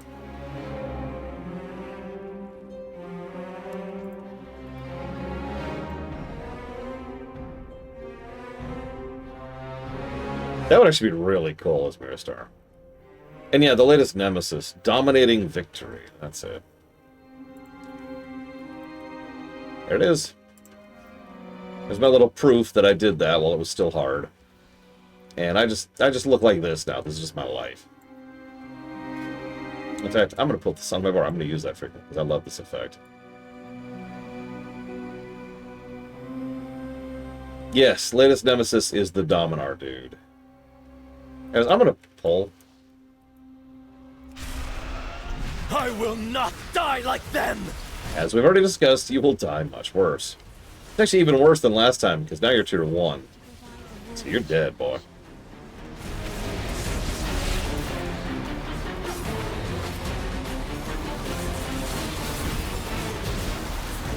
We're just torturing this boy. You like being a punching bag, right? I'll take that. What? No.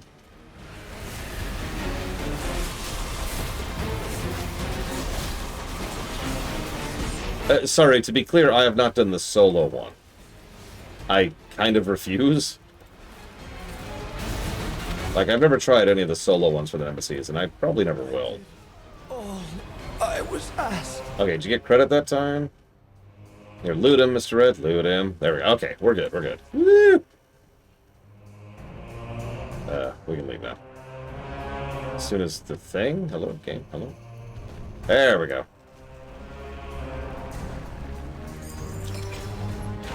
Let's grab all this. Don't mind me. So, we were doing the Nemesis of the last season, right? The end of War Within. And... this is going to sound like a brag, and it kind of is. Every attempt we had, my other two party members kept dying. They just couldn't handle the specific cadence of dodging her crap, right? No judgment, she's a terrible fight. Like, honestly, overtuned to hell and back, and very simple for what it is. The Twilight's blade have been opening rifts in the hope of summoning greater void beings. Strike quickly. Not now. Anyways, so what ended up happening when we finally killed her, because I did kill her, was the other two just died and I soloed it. Now, if that doesn't sound impressive, please remember that I was fighting a 3-man version of a boss by myself. A super boss. By myself. Greetings, traveler. Took like 10 minutes to just slow-mode my way through her health bar. I have much. No, I'm still good at WoW, thanks. Baladash, Maranore. I see his notes. At long last. Let's go. The light is not the only path. These notes have to hold the answer. Cassia, I'll make sure you didn't die in vain. Eretor, tell Lorthamar he has my aid. I'll be in touch the moment I have a solution. I'll take that for what it's worth, Lord Erebot. Ready to fight the fight? This is dire. The Twilight's blade is much larger and more powerful than any of us could have guessed. I'm relieved Umbric is on the case, but we need to let Silvermoon know. Seek forgiveness, then permission. Yeah, I'm gonna kill this for a second. Umbric is finding a way into the Void Storm. Once we have it, the Vanguard can launch a direct attack and end this threat once and for all. His help is deeply appreciated. I only wish word of it had arrived under better circumstances. What do you mean? We've news from Suncrown. The Light Bloom has all but devoured the village. Lady Liadrin left the moment we heard. Meet her and get any survivors out of there. We'll make haste. I will head there myself as soon as matters here are settled. Take care, both of you. Quickly, to Suncrown. I only hope it's not too late.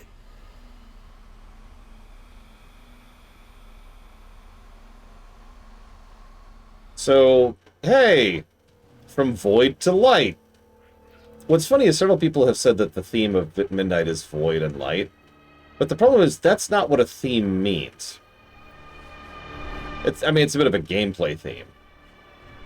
It's not a story theme. However, perhaps amusingly, yeah, it's an aesthetic, exactly. And most WoW expansions do have a bit of an aesthetic to them. By contrast, the game does have several themes which do kind of dovetail in and out of light and void. Doubt and faith. So yeah, you remember this place? This is a questing area for Tranquillian back in the day. Reminder, this happened since we left the other town. Just to put this into perspective for a moment. We left the... where was it? We left Fairbreeze, right? We headed to Tranquillian. We dealt with the cult jackasses. Made a quick stopover at Windrunner's town. Headed down, did the delve, killed Lord Antonarian. And in that period of time, this has happened. And by the way, you will notice there are no arcane barriers up here to prevent it other than this one, which is doing its damnedest. You'll notice the plants are not going past the barrier. They're going right up to it. And I mean right up to it. Look at that. They are right there. But they're about all that's holding it back on any level. Yeah, this could have been Fairbreeze if we hadn't intervened. Oh, by the light. Yeah, this is bad. I answer to the light. Was not expecting reinforcements so soon. Is your business with Magister Umbric complete, then? Remain vigilant. You see what we have to contend with. Runestone Shandor is helping stop the spread further north. I just pointed that out. But if this light bloom surges again, I don't know if we can halt it. I've heard cries for help from survivors still trapped within. We have to find them and direct them to safety. Fight well.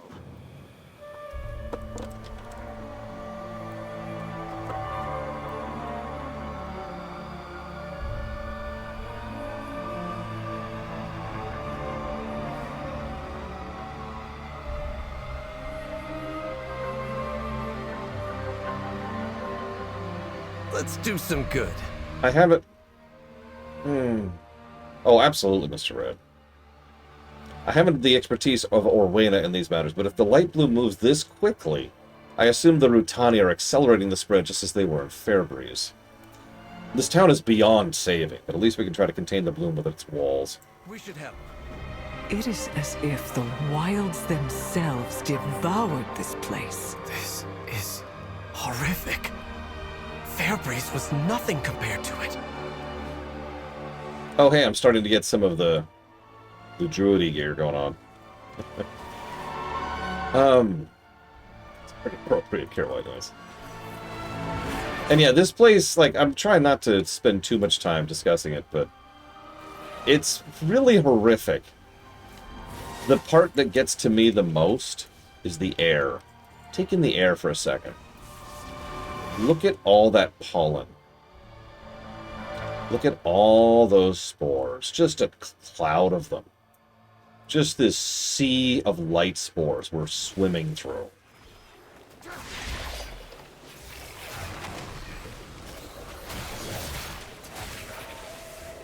Damn it, Mr. Red.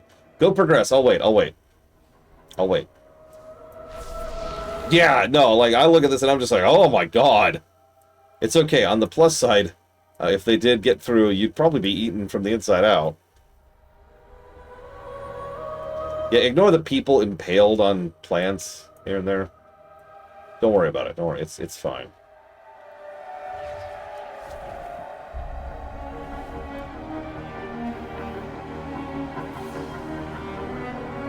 I do agree with what Mr. Ed said, though. The light bloom is kind of the perfect avatar. Center point.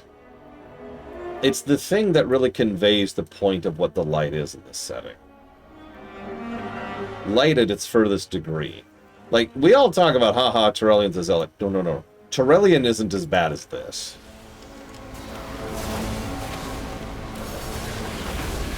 As I said before, Tyrellian is still, as strange as it sounds, moderate. This is what light is taken to an extreme. It is completely unchecked overgrowth. Absolutely smashing over and erasing everything that is not itself. And fun fact, that is the long-term goal of both the light and the void.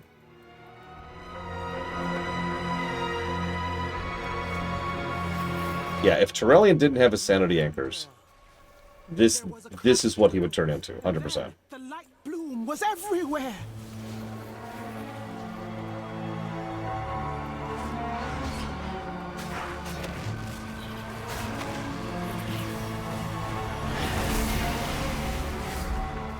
You know another thing that just occurred to me as a theme of Midnight?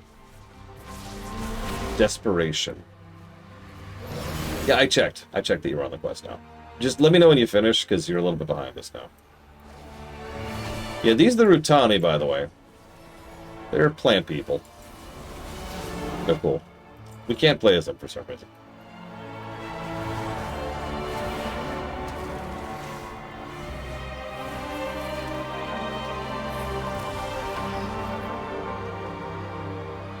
I love the music for this.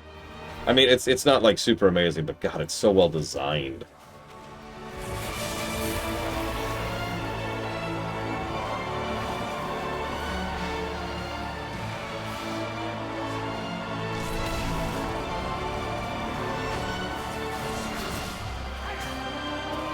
Okay. Let's see, Mr. Red still needs 2 survivors aided, it looks like. Right, the house pet question, sorry. I did answer that in my head. The problem is, the answer is none. I don't like pets. I'm not into pets. Just in general. It's just not my thing. Now, if you force me, if you're like, you will get $1 million if you take a house pet. I'm like, okay, fine, I'll do it for the $1 million. In that case, like a goldfish. No, I'm not going to cheat. I'm not going to cheat. If you put a gun to my head, I probably would go ahead and pick a cat.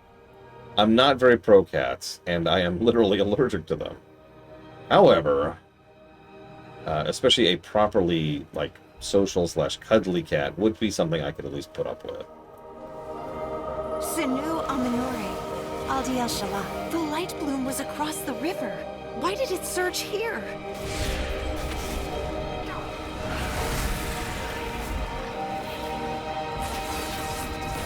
Moto Dragon. I don't think that's worth $1 million. In fact, I'm pretty sure it would cost more than $1 million just to have a Komodo Dragon.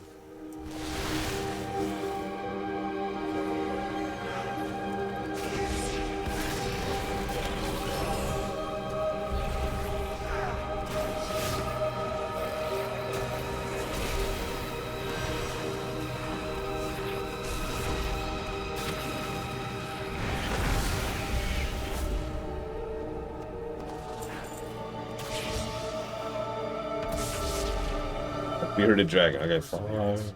Strike. It sounded as if someone felled a tree. The Forest Riders left to investigate.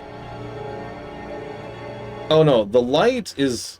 This is going to sound like a really strange sentence, but just bear with me. The light left to its own devices is cancer. It is It is unrestricted and unrestrained growth. It is entirely interested in only self-propagation and nothing else. Similar to most things in this setting, this is something I like about Warcraft. None of the fundaments are good inherent. None of them. Everything taken to an extreme in this setting, anything that's left to its own devices, leads to bad. Everything that's good in this setting from the fundaments is something that's A plus B, or A that is guided and tended to, right? We've seen massive overgrowth, we've seen light-infused hellscapes, we've seen places completely devoid of life, we've seen fell-blasted plains, etc., etc., etc.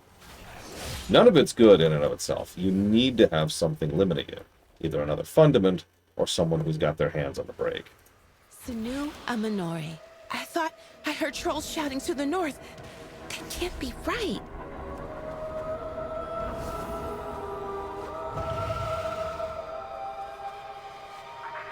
That's a tough one, actually, Pillars of Snow, because they're both pretty bad. Yeah, no, exactly. Like, I'm very fond of using that exact comparison point. Water is literally mandatory, but too much water is bad. Too much oxygen will kill you. So the crash caused the light bloom to surge. Thank you. Rest easy and leave this to us. I am the Blade of the Light. Some live. I am grateful, as are they. The Farstriders left to investigate that noise.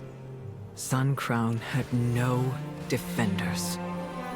Ready to fight the fight? Better to seek forgiveness than permission. I came as quickly as I could. This is devastating. I've called in our magisters to reinforce the runestone. They will keep an eye on the light bloom spread. I suspect Haldoran, Brightwing, and the Farstriders have uncovered more than the villagers know. I can rely on him for anything.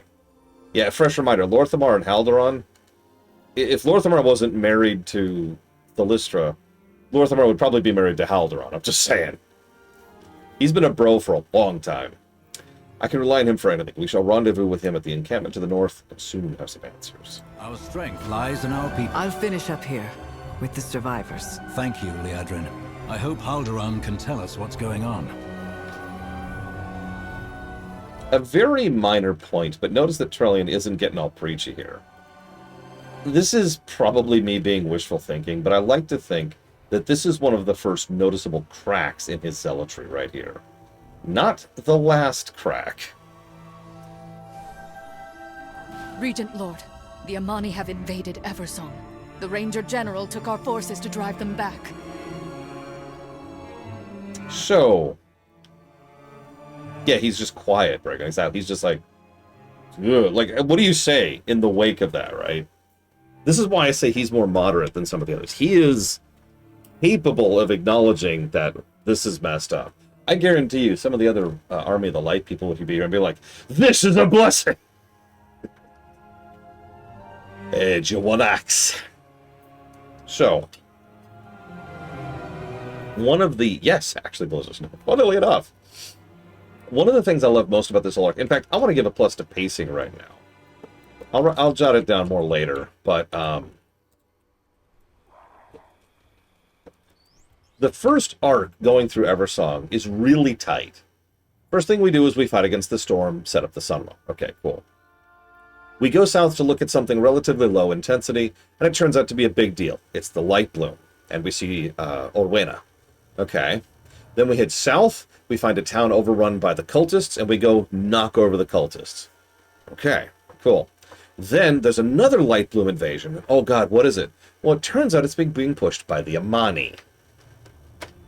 Okay. Yeah, exactly. This is doing exactly what an intro zone should be doing. It's setting up all of the pieces for the rest of the quests and the rest of the zones to kind of follow through on all of these arcs. This is a really good setup zone. The eternal sun still guides us. Of course, the Amani would use this moment to encroach. Cowards. We are beset on all sides. This land belongs to the Sindora, and I will not see it taken by anyone, not the Raging Plants, not by a cult, not by the Void, and never by the Amani. By the way, how many of you have read that recent short story between him and the old Amani troll chatting in the cantina? That story is really good. I recommend it. Whatever they're doing over there, it must be stopped. Do whatever you can to disrupt them and send them scurrying back to Suleiman where they belong. The light of the Sunwell be with you. What do we need to do? I know Lorthamar is angry, but this is strange. They didn't attack Suncrown. The Lightbloom did. What are the Amani doing over there? There has to be some kind of explanation for this. It doesn't look like an invasion. Let's investigate. I've bested every... That tree they felled, that's what caused Suncrown's destruction. The Amani will pay for this. If this were deliberate, they would have attacked once Suncrown fell. There's more to this. One of the things that Eretor does a really good job of is being the outsider perspective. He doesn't have the history or the baggage that a lot of these other characters do. So he can look at these things with fresh eyes. You'll notice Lorthamar doesn't even respond to him there. Lorthamar has lots of reasons to hate the Amani trolls. So does Liadrin, by the way.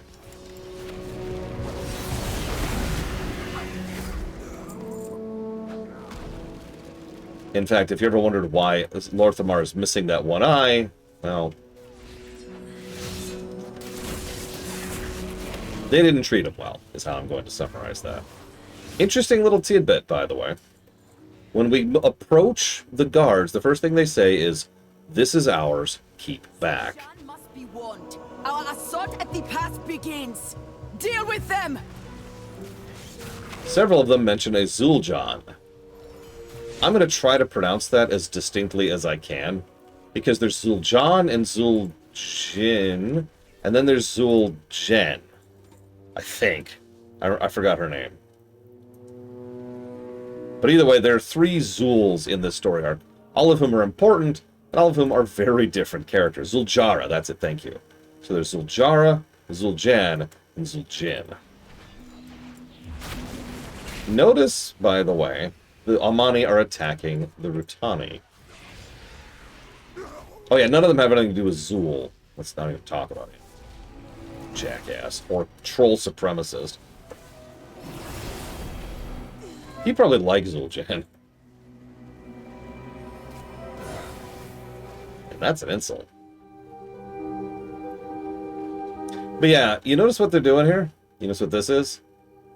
This is light-infested wood, which the Amani are harvesting en masse.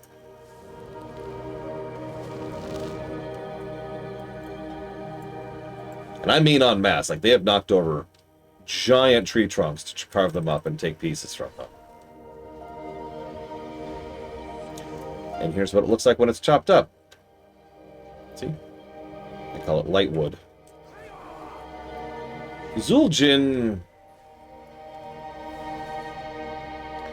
I honestly feel like Zul'Jin could be characterized by 3 words. I mean that. And it's 3 words he himself spoke during BC. I hate you. I hate you all. And I don't even mean that to be reductive. That is his entire character arc in 1 sentence or 2 sentences.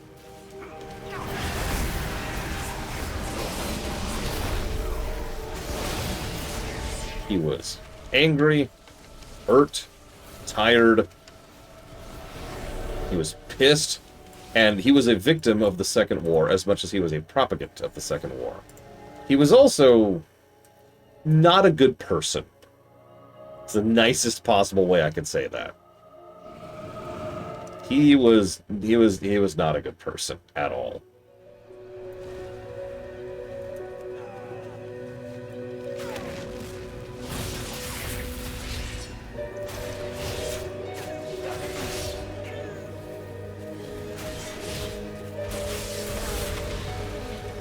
I mean, there's a reason when the demonic horde showed up, he joined up, you know? Now, I cannot in good conscience say he is completely blameless. Or completely blameful. Let me try that sentence again. He's not just evil. There's some really, really, really bad blood between the High Elves and the Amani. And that has led to actual generations of bad on both sides. Yeah, and so when the demonic horde showed up and was like, let's do it, he was like, okay, fine. And then the demonic horde bailed on him too. Oops, wrong button. Sorry. Doesn't matter. Whee!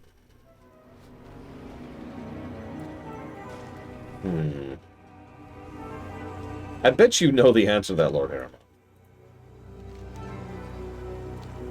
The character death that hurts the most for me, by far, is Runos the Shamed.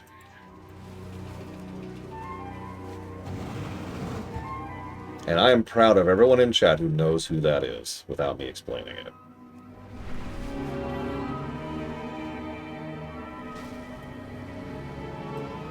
Lorthamar, I've secured the area, but they're making a push for Amani Pass. Let's do some good. The beauty of... Whatever the reasons, the Amani will regret this trespass. Silvermoon prospers. Ready to fight the fight? Lorthamar has a right to defend his land, but I don't think he's seeing clearly. The presence of the Amani is too exciting. This doesn't add up. They're going out of their way to craft light boom weapons to fight what? It isn't us. They didn't attack Suncrown. They could have, and they didn't. We need to find the truth. Let's head south. That hideout I discovered must have some answers. Better to seek forgiveness. Lorthamar, we found evidence of a nearby hideout. The Amani Pass takes priority. I will not let them invade Quel'Thalas again. Investigate if you must, Erator, but I expect you at the pass in short order. I will do my duty for Azeroth. Thank you for your aid. Lorthamar told me what happened in Suncrown. Suncrown was under my watch, but we had heard the felling of the tree and left to investigate the noise. I thought perhaps it was the Lightbloom's doing. I never expected the Amani to encroach so brazenly. I'll see to the Lightbloom. Lorthamar can see to the Amani. Let's just hope he doesn't give them his other eye in the process. Wink. The Amani were only the source of a bigger problem. The Lightbloom has never acted like this before. The forests had only small pockets of growth. But the moment the Sunwell surged, it changed everything. Every pocket of Lightbloom has grown into dense thickets, teeming with strange wildlife. I cannot leave this unchecked. Lorthamar said you had someone knowledgeable with you in Fairbreeze. I need to speak with them. My expertise lies with the forests. This problem I can surely solve. The other issues, well, you've proven yourself competent many times over. Take care.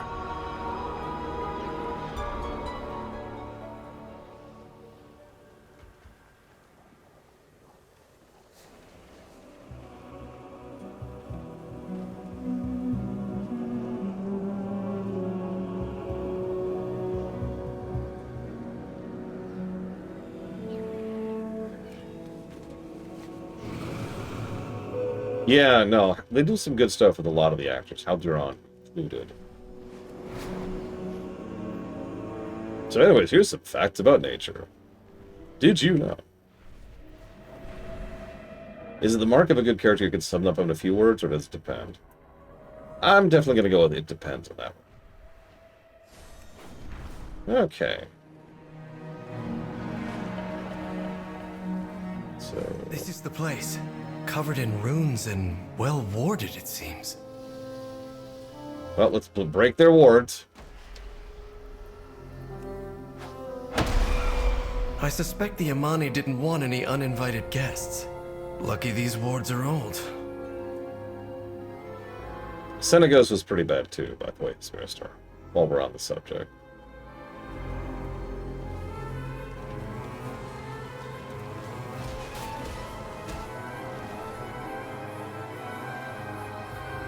There is an audio version, yeah. It's actually voiced by the actors in question. If they were this well guarded, we'll want to take care ahead. Follow me and keep quiet. What do we need to do? We should have... You invaded our land.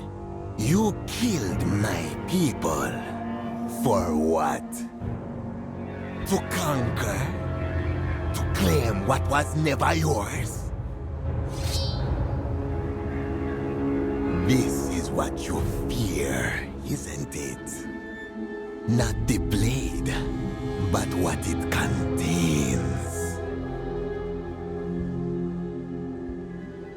The light. Some say a comfort, but so easily honed into this.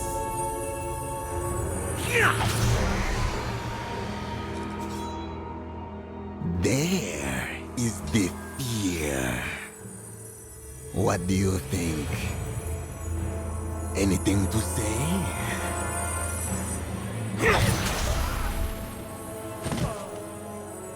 I didn't think so.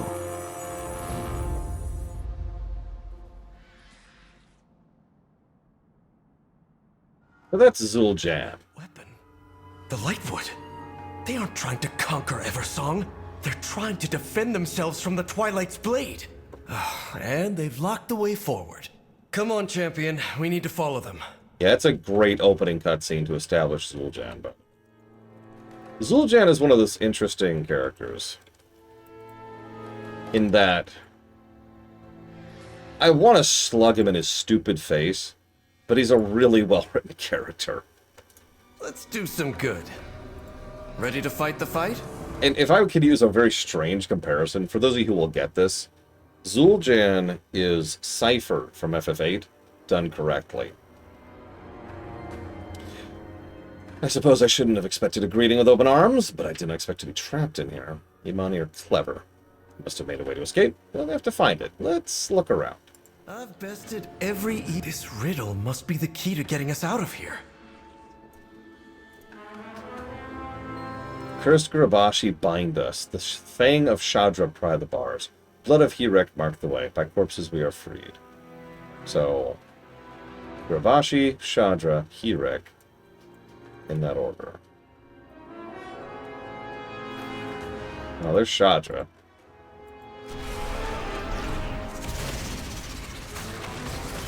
I mean, Zul'Jan is honestly like a lot of young people are in real life right now, who don't understand why. I'm trying to talk around it. He's a neo-Nazi. He's not as evil and horrible as a neo-Nazi, but he's definitely got the vibe of that. He doesn't understand or realize what that actually meant, what that regime was like, or what it did to the people who lived in it. He's just got stories.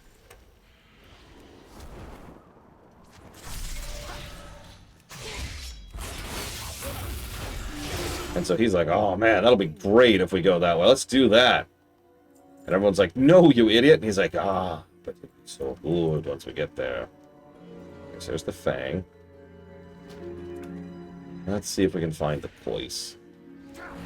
Yeah, no, Zul'Jan, if you put a legitimately charismatic dictator in front of him, he would fall for it immediately. Hook, line, and sinker. And that is a damn shame.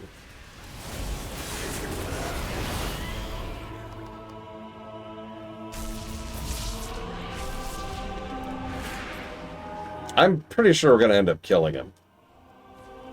We'll see.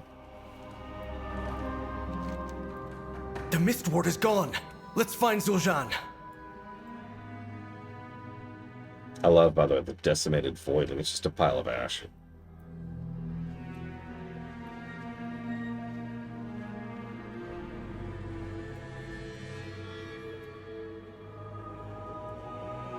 More magic blocking the way.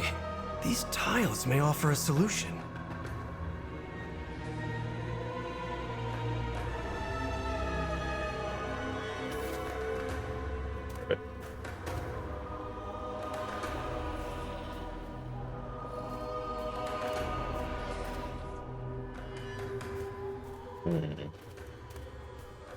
Actually, don't remember how to do this one. Hang on. Ready to fight the fight?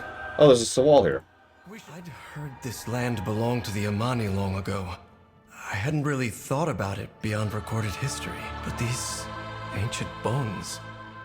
There must be generations of Amani buried here, resting where no one can reach them. We elves do not revere our ancestors as the orcs do, but we still honor our dead. The Amani cannot even do that much. We've taken it away from them. Little wonder they hold such hatred for Elvenkind. We should get moving.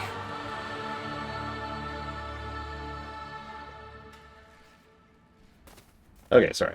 So, quest. And yeah, great cutscene, great moment. And again, bit of an outsider perspective there. And I really love the New Zealand song. Oh.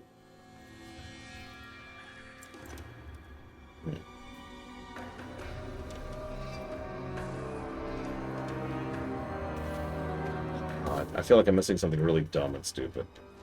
I don't even remember being stalled on this last time I did this quest. Okay. That one's still white. That one's still green. And we know this one over here is a purple. Not that one, sorry. This one is purple. I hope so, Magister. Okay, white and red. Okay, red's... Okay, okay. I'm an idiot. I'm an idiot. I figured it out. I'm so stupid. So there's green. There's purple.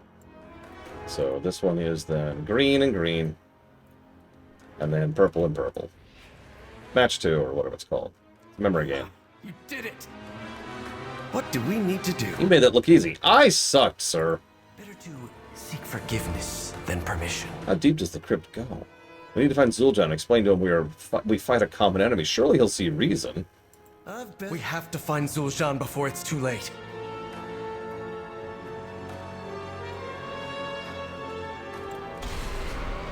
Hi. Wait. There's no need for bloodshed. Must kill. You will die! And she's dead. Zul'jin. No. None of this had to happen. Let's go. Interesting little tidbit there. She really will not attack you first. You have to attack her first.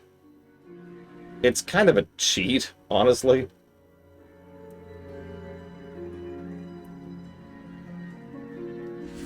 But it is interesting. Let's do some good. This is senseless. We have to stop this. Do we? I mean... Okay, whatever. Better to seek forgiveness. None of this is necessary. We need to make them see reason. My father will know what to do. I know he'll see reason once I explain what's happened here. There's no need for bloodshed. If the Amani are against the Twilight's Blade, we fight on the same side. We should help. Quickly, we need to get to Amani Pass and tell them the truth of what is happening. I mean, I wouldn't mind that, Magister. Holding hands and hugging forever? Like, that sounds kind of rad. Can we do that?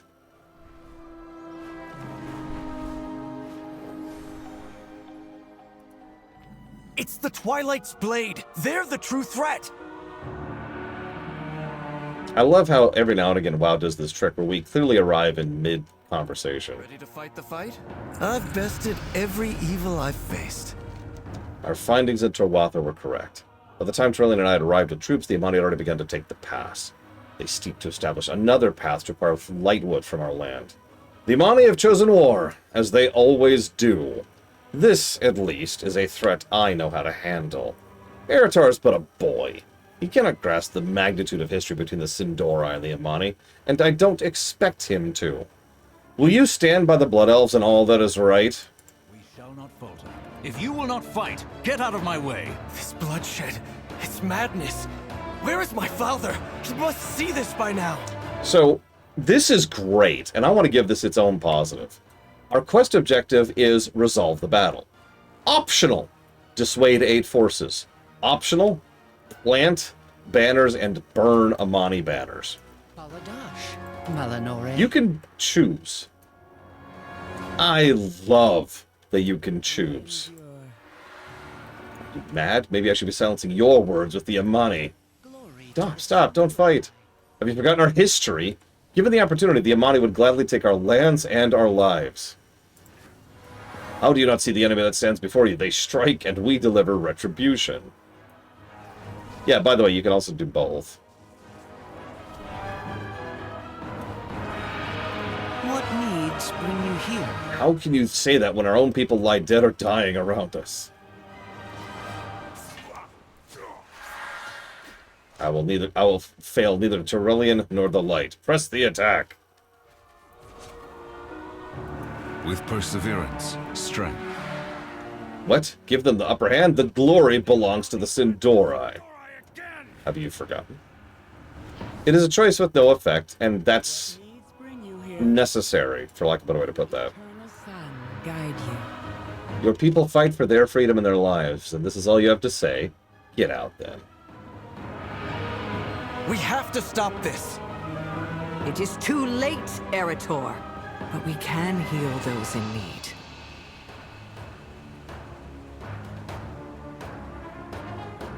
Then this happens. Wretched Amani! By the light, I will see these monsters purged! Baladash, Malanore. What I do for Quel'Thas. There is no... Champion, we've cornered Zul'Jin. It is time to bring this incursion to an end. Tyrellian says, and I quote, "These monsters deserve nothing more than swift retribution. For Silvermoon and for the Sindorai." His eyes are blazing with light. For Illyria, this will be finished.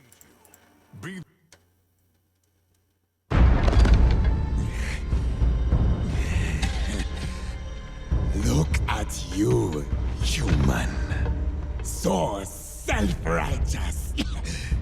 So blinded by your light.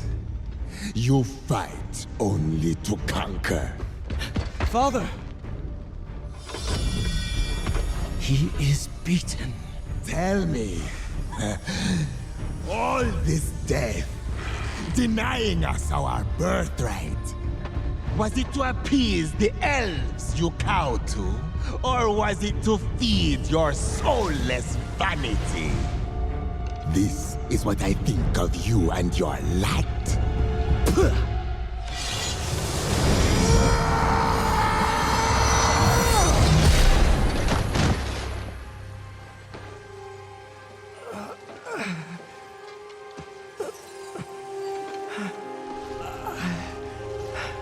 Credit where it's due.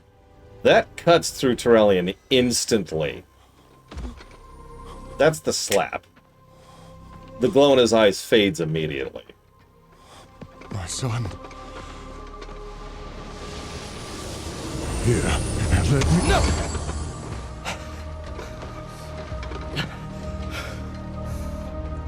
Just... No.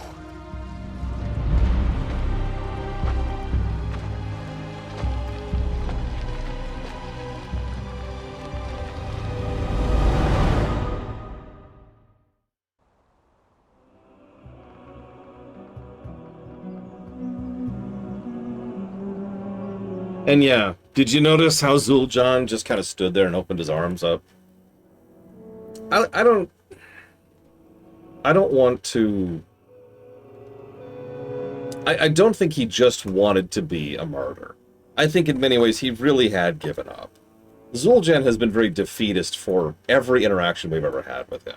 And he's mostly just been doing things out of desperation. Again, it's a common theme here.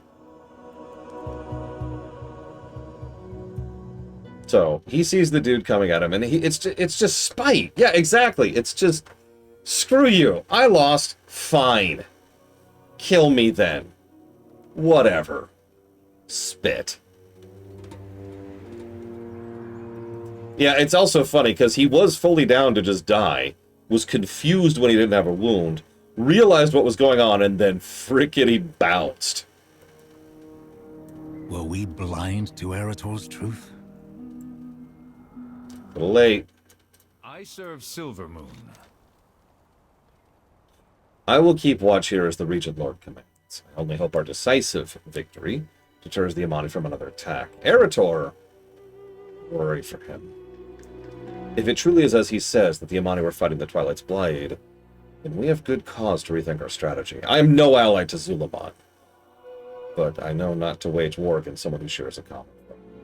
Find Eretor. His instincts are telling. Shorel Aran. By the way, Turellian, you can't talk to him right now. He's just... yeah. We have made many sacrifices. Lorthamar says, I did not expect this. He glances at Turellian. Perhaps we've overstepped our bounds? The eternal sun still... Lady Liadrin will remain here. The rest of us will return to Silver. We still have many battles ahead, it seems. Aldiel Shalah, Lady Liadrin, secure the pass. For good or ill, we've taken a stand here. We should keep it. The rest of us will return to Silvermoon. There is much to discuss.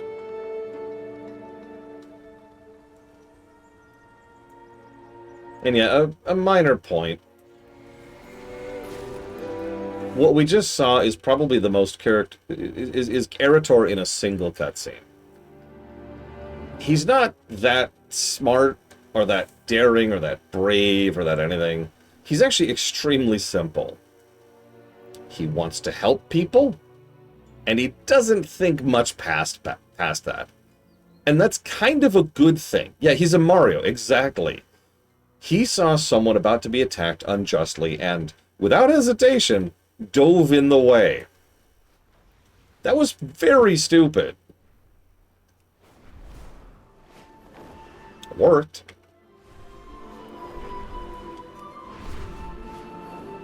Now, I will wonder if we will regret Zul'Jan being alive in the future, but I don't want to get too much into that. We'll see more of him when we get to Zulaman.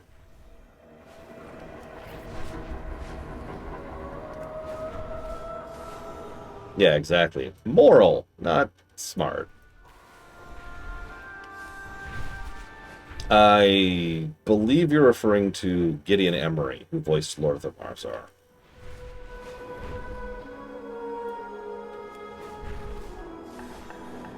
I didn't call him stupid. He's not like the typical, what is that, the shonen protag who's just a moron, but I want to help people. No, he's just not intelligent.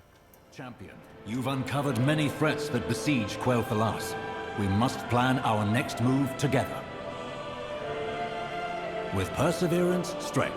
The Amani crossed a line. We need to make sure their encroachment has ended. Lady Liadrin is in Zul-Aman now, looking into the situation. She'll need backup. The Light Bloom is still an ever-present threat. Your contact has been investigating the overgrowth. Perhaps she has found something of value. The Sunwell can only be empowered for so long. Those who are maintaining its current state are under immense strain. Turellian, how does our army fare? The Vanguard stands at the ready. But even we cannot hold the line should the Sunwell falter. The light. We must trust in the light. We must. And that right there is why I like Turellian so much as a character. Did you listen? I got so much praise to the acting there. He has sounded so different from that the entire game. The entire lead up to this. And then the way he said that, he just sounds a little bit more defeated. Yeah, he's on... exactly, autopilot. He is completely on autopilot. Yeah, Travis Willingham. What else, right? Our strength lies in our... And now we choose. As you can see, we can kind of do these things a little bit out of order. We will be doing Zulaman, and then we will be doing Eretor's Journey. And then we'll be doing some other stuff. And that will be all tomorrow. It's I heard. Yeah, I did actually tell you. Let's turn on some things super quick, just before I forget. Dingo. Yeah, we're doing Zulaman next for anybody who wants to be excited about that. But don't worry, that's actually not the first thing we're doing tomorrow. First thing we're doing tomorrow is we're looking at transmogs, and we're looking at the other thing I can't think of the name of. Housing! We're looking at housing. Yes, housing. Good, good. So, to put this in a bit of perspective, you're probably thinking, like, why are you so insistent on housing?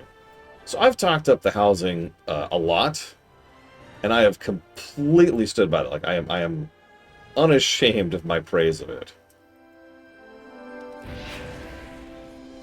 But I want to show off something super quick. No, this one. There we go.